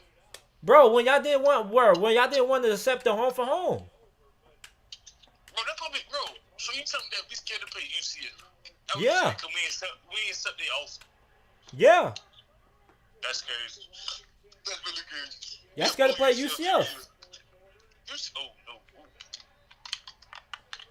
UCF gonna give y'all boys that word. Y'all, bro, just admit that y'all scared to play UCF. Bro, we'll beat UCF, bro. Bro, y'all scared to play UCF. I don't know. UCF had to beat the public this year because our defense. The other next couple years, ain't looking too good for them. Bro, UCF would smash y'all, bro. Bro, stop. They'll smash y'all, hell yeah. But not, bro, listen, bro. When Miami beats North Carolina, I don't want to hear no more Miami slander. If y'all beat North Carolina, When we beat North Carolina. North Carolina lost to Florida State. I just want you to know that. But they're ranked though. But they lost to Florida State. I just want you to know that. So But they're ranked though. don't think that's an accomplishment or something. You know what I'm saying? But they're ranked though. But they lost to Florida. But they're ranked though. What are you doing? What are you doing? What are you doing? They're ranked though. You need to score the ball. What a rank? No. Did they lose to Florida State? Yes or no? But they're ranked though. What does it matter? Everybody has an upset. Not the Florida State. Bro, listen, bro, you act like Florida ain't losing to Texas A&M. Texas A&M is the most fluke team that's in the top 6. Top 5 team, though. Bro, but they're a fluke top 6 team though. They're a top 5 team, yes or no? But they're fluke. How they fluke? They don't even want to play all day, bro. They don't even want to play Ohio State. Bro, they did not. Bro, they beat you guys. They barely beat you, bro. What is another ranked team that Texas A&M has beaten this year, bro? They got dog dragged by Alabama. They barely beat us. But they got dog dragged by Alabama. Like what other? They almost lost to Bo Nix. But they barely beat us. They beat us on the time. Bro, Notre Dame was skull drag. Bro, it is several teams in the top 10 right now that was skull drag Texas A&M, bro.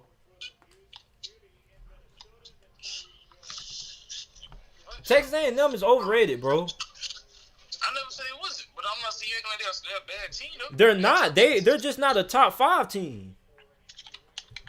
Bro, they're a top 10 team, bro. I mean, they are, but I mean, Miami will beat Texas A&M. Bro, no. Yes, we will, bro. You think Miami team so fucking good, bro? We are, and you think Florida's so good, bro? Bro, it's all good, bro. When y'all lose Alabama in the SEC championship and y'all play Miami in the Orange Bowl, and we rock y'all boys, don't say I ain't warn you. Y'all not beating us. We beating y'all, bro. Get that shit through your We beating y'all. Y'all not beating us. Y'all not beating us. Bro, what, bro? You think, bro? Miami is not that bad. It's not that far behind with Florida, bro.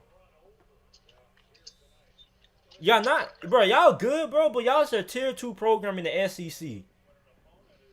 Y'all not, y'all Florida fans think y'all Alabama, like y'all like Clemson or something. Like y'all haven't won anything. The last time y'all won the SEC championship game, me and you were both in elementary school. Yeah, when the last time y'all won, nigga, we wasn't even thought of it. No, we was. We were just like 2 years old, maybe 3. Bro, but we've been to a conference championship game more recently than y'all. You said no, JT. You said if you win. When the last time y'all win one? Just tell me that. Bro, that don't count, bro. We was in a different conference. JT. We was in the Big East conference. JT, when the last time y'all won a conference championship game? Talk to me. When the last time? 2004. 2004 was our last time. Yeah, Big East championship. When the last time? That was the last time Florida won one. Talk to me. 2008 with a serial killer at tight end. No, don't got to put serial killer in none of this. All that. So which number is better, the 2008 or 2004? Tell me. I mean, you tell me. We obviously don't answer. I don't even know. Why ask me the question? You should know that. So I just want you to know that y'all didn't come to nothing no time soon. Didn't y'all lose to Georgia Southern? Oh, here you go, bring up the bullshit. Y'all got to break with the past. Y'all lost to Georgia Southern, bro. Like, Miami has been down, but Miami has never been down as bad as Florida was down. You get what I'm saying? Like, y'all lost to Georgia Southern. Bro, Miami has never had a season when we only won 3 games in a year, bro. Y'all did, bro. Did y'all not have a season when y'all only won 3 games in a row? Did y'all not have a season when y'all only won 3 games in a row, bro? Y'all won 3 games in a year, bro. Y'all lost to Georgia Southern. Bro, I'm just saying, you want to bring up these old behind championships from 2008 and 2004.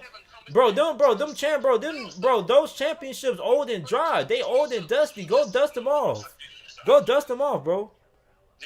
Bro, you better be glad Georgia ain't have JT Daniels starting that quarterback, because you know Georgia would have smashed y'all.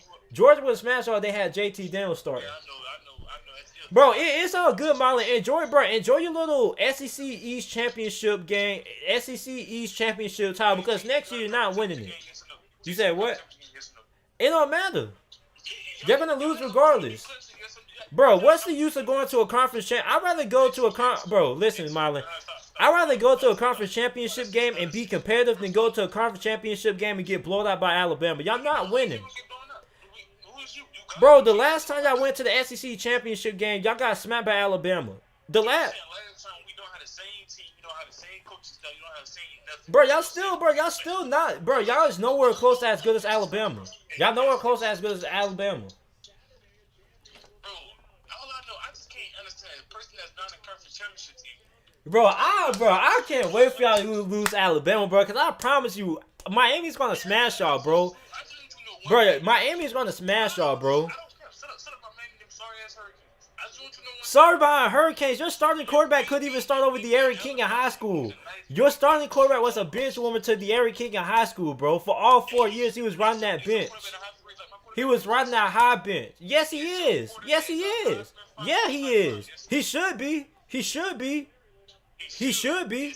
He should be. Bro, it's easy. Bro, it's easy to be a Heisman finalist when you playing teams like Tennessee, which you guys struggled to beat. Okay, but NC State was ranked though. NC State was ranked though. Come on, bro. Bro, y'all played Missouri. Y'all played Missouri. Are you serious? I don't, bro. Marlon, let me ask you a question. Let me ask you a question. How is Missouri ranked?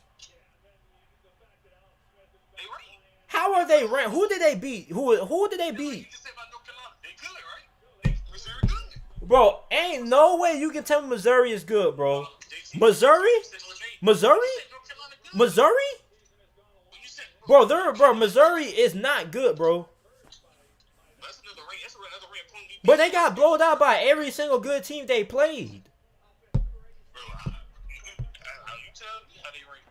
I'll tell you I'll tell you why they're ranked, because they're drunk. The man in the suit and ties who make these little college football rankings, they're drunk. Bro, I'm not worried, bro. I'm as long as we're in a position to play you guys in the Orange Bowl, I'm good. I ain't worried, cuz we gonna smack North Carolina, cuz. Y'all need to worry about taking that L to Alabama. Actually, I want to ask you a quick question.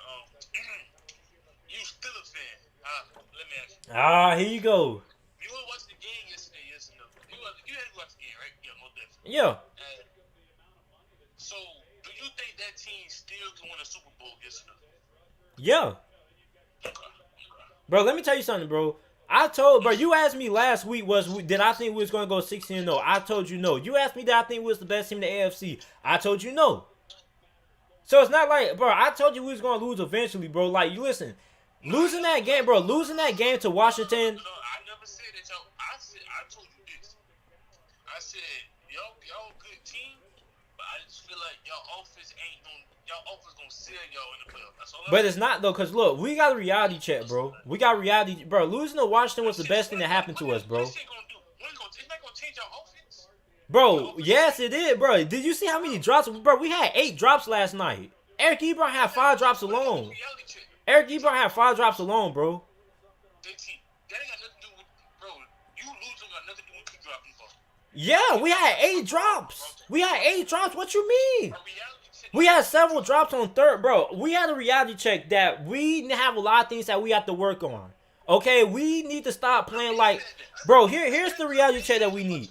The Steelers need to stop playing like we're Super Bowl champions, because we're not. We need to stop playing like we're just the hottest, we're the greatest team in NFL history, because we're not. That's why we need that reality check to realize we're not as good as we think that they are. So next week when we smack Buffalo, and we smack Cleveland in the mouth, and we smack Indianapolis. But meanwhile, Kansas City barely beat Denver. They barely beat Carolina. They barely beat a rookie quarterback and Justin Herbert. But nobody's talking about that though. I don't see nobody talking about Kansas City though. Did they win? Yes or no? Okay, but we had several games like that though. We had several games. They lost to the Raiders. They lost to the Raiders, bro. They lost to the Raiders, who almost lost to the Jets, who got blown out by the Falcons. Bro. Washington is in the playoff race right now, bro. Bro, they're 5-7 right now. They still have an outside looking in chance of getting the 7th seed. Bro, listen, bro. They're 5-7. They have a chance to get the 7th seed, bro. They have a chance to get the 7th seed. But I mean, what I'm trying to say is that you had like every team doesn't. You act like every team doesn't have a bad game, bro. The Steelers won Super Bowls the same way in 2008. All I'm saying is that y'all still don't look like y'all gonna make it to the Super Bowl to me. Neither does Kansas City. I just feel like the Chiefs is a better team than y'all. But look though, every time, bro. But listen, bro, listen. Kansas City is scared to play us in the playoffs, bro. Why would they be scared to play y'all? Bro, because they always lose to us in the playoffs. Every single year. When last time they played y'all in the playoffs? Last time they played us in the playoffs was, what was it? I believe it's like 2016. We went on the road. That's when they still had Alex Smith. And who started? Was Pat Mahomes started? Yes, no. It don't matter. Pat Mahomes or no Pat Mahomes. It was Alex Smith. That's it. But Alex Smith is shut down master. We just lost to. Okay, but they were going to the playoffs though with him. The team was like Michigan football team. Bro, y'all lost to Las Vegas Raiders, bro. What they gotta do with? They suck. Y'all lost to the Washington Redskins. They suck. Y'all lost to the But Washington Washington would smash the Raiders. Y'all lost to a team with worse record. Y'all know that. Than the Raiders. Bro, the Raiders, bro. What's different? The Raiders aren't going to make it to the playoffs. Washington is. Because of the division. Bro, Washington, if they go 9-7, they will have the 7th seed in the NFC. You do know that, right? Why they in this shit? Because they division. If they won for the division, they want to be. Bro, it don't matter. All that matters is that they're in the playoffs. But they have a better record than the Chiefs, though. Bro, listen.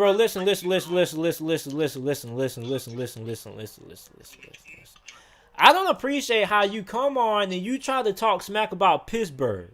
I'm not talking shit about y'all. Niggas, I've been saying this shit all along that y'all niggas really, y'all good, but y'all not. Everybody think y'all is. Bro, listen. Our defense can slow down the Chiefs' offense, bro. Chiefs don't want to see us in the playoffs. I ain't gonna say no more, bro. All I'm saying, just watch. You watch. Yeah, you said the same thing. You said you're sorry behind Jacksonville Jaguars are going to beat the Pittsburgh Steelers, and you saw how that worked out. Ask Jay Lewin how that worked out. Okay. You happy to beat the Jaguars? I mean, I'm not happy. I mean, you act like y'all was happy that y'all thought y'all was going to beat us. Just like what Nick said. Just what Nick Saban said before Alabama crashed LSU. You see, Nick Saban said that LSU thinks that they're good enough to beat Alabama. Jacksonville thought Jacksonville was good enough to beat Pittsburgh, but y'all weren't. All I said, don't you play Jaguars beat y'all. That's all I said. And yeah, I wasn't surprised that we blew y'all out. Y'all ain't really blowing it out to the end of the fourth quarter. Listen. Y'all played a team who barely nobody was out there. We had so many screws out there. We had an injury prone lineup. Like, come on, let's be real. Yeah. Such that bum TJ Henderson, who y'all wasted a top 10 pick who ain't even playing. He plays 3 games and gets injured. When the last good corner came out of Miami? The last good corner. What's the last time? Bro, I know. That's the last nigga first round came out. Look who he is. Rayshawn Jenkins. That's the crazy part. Rayshawn Jenkins.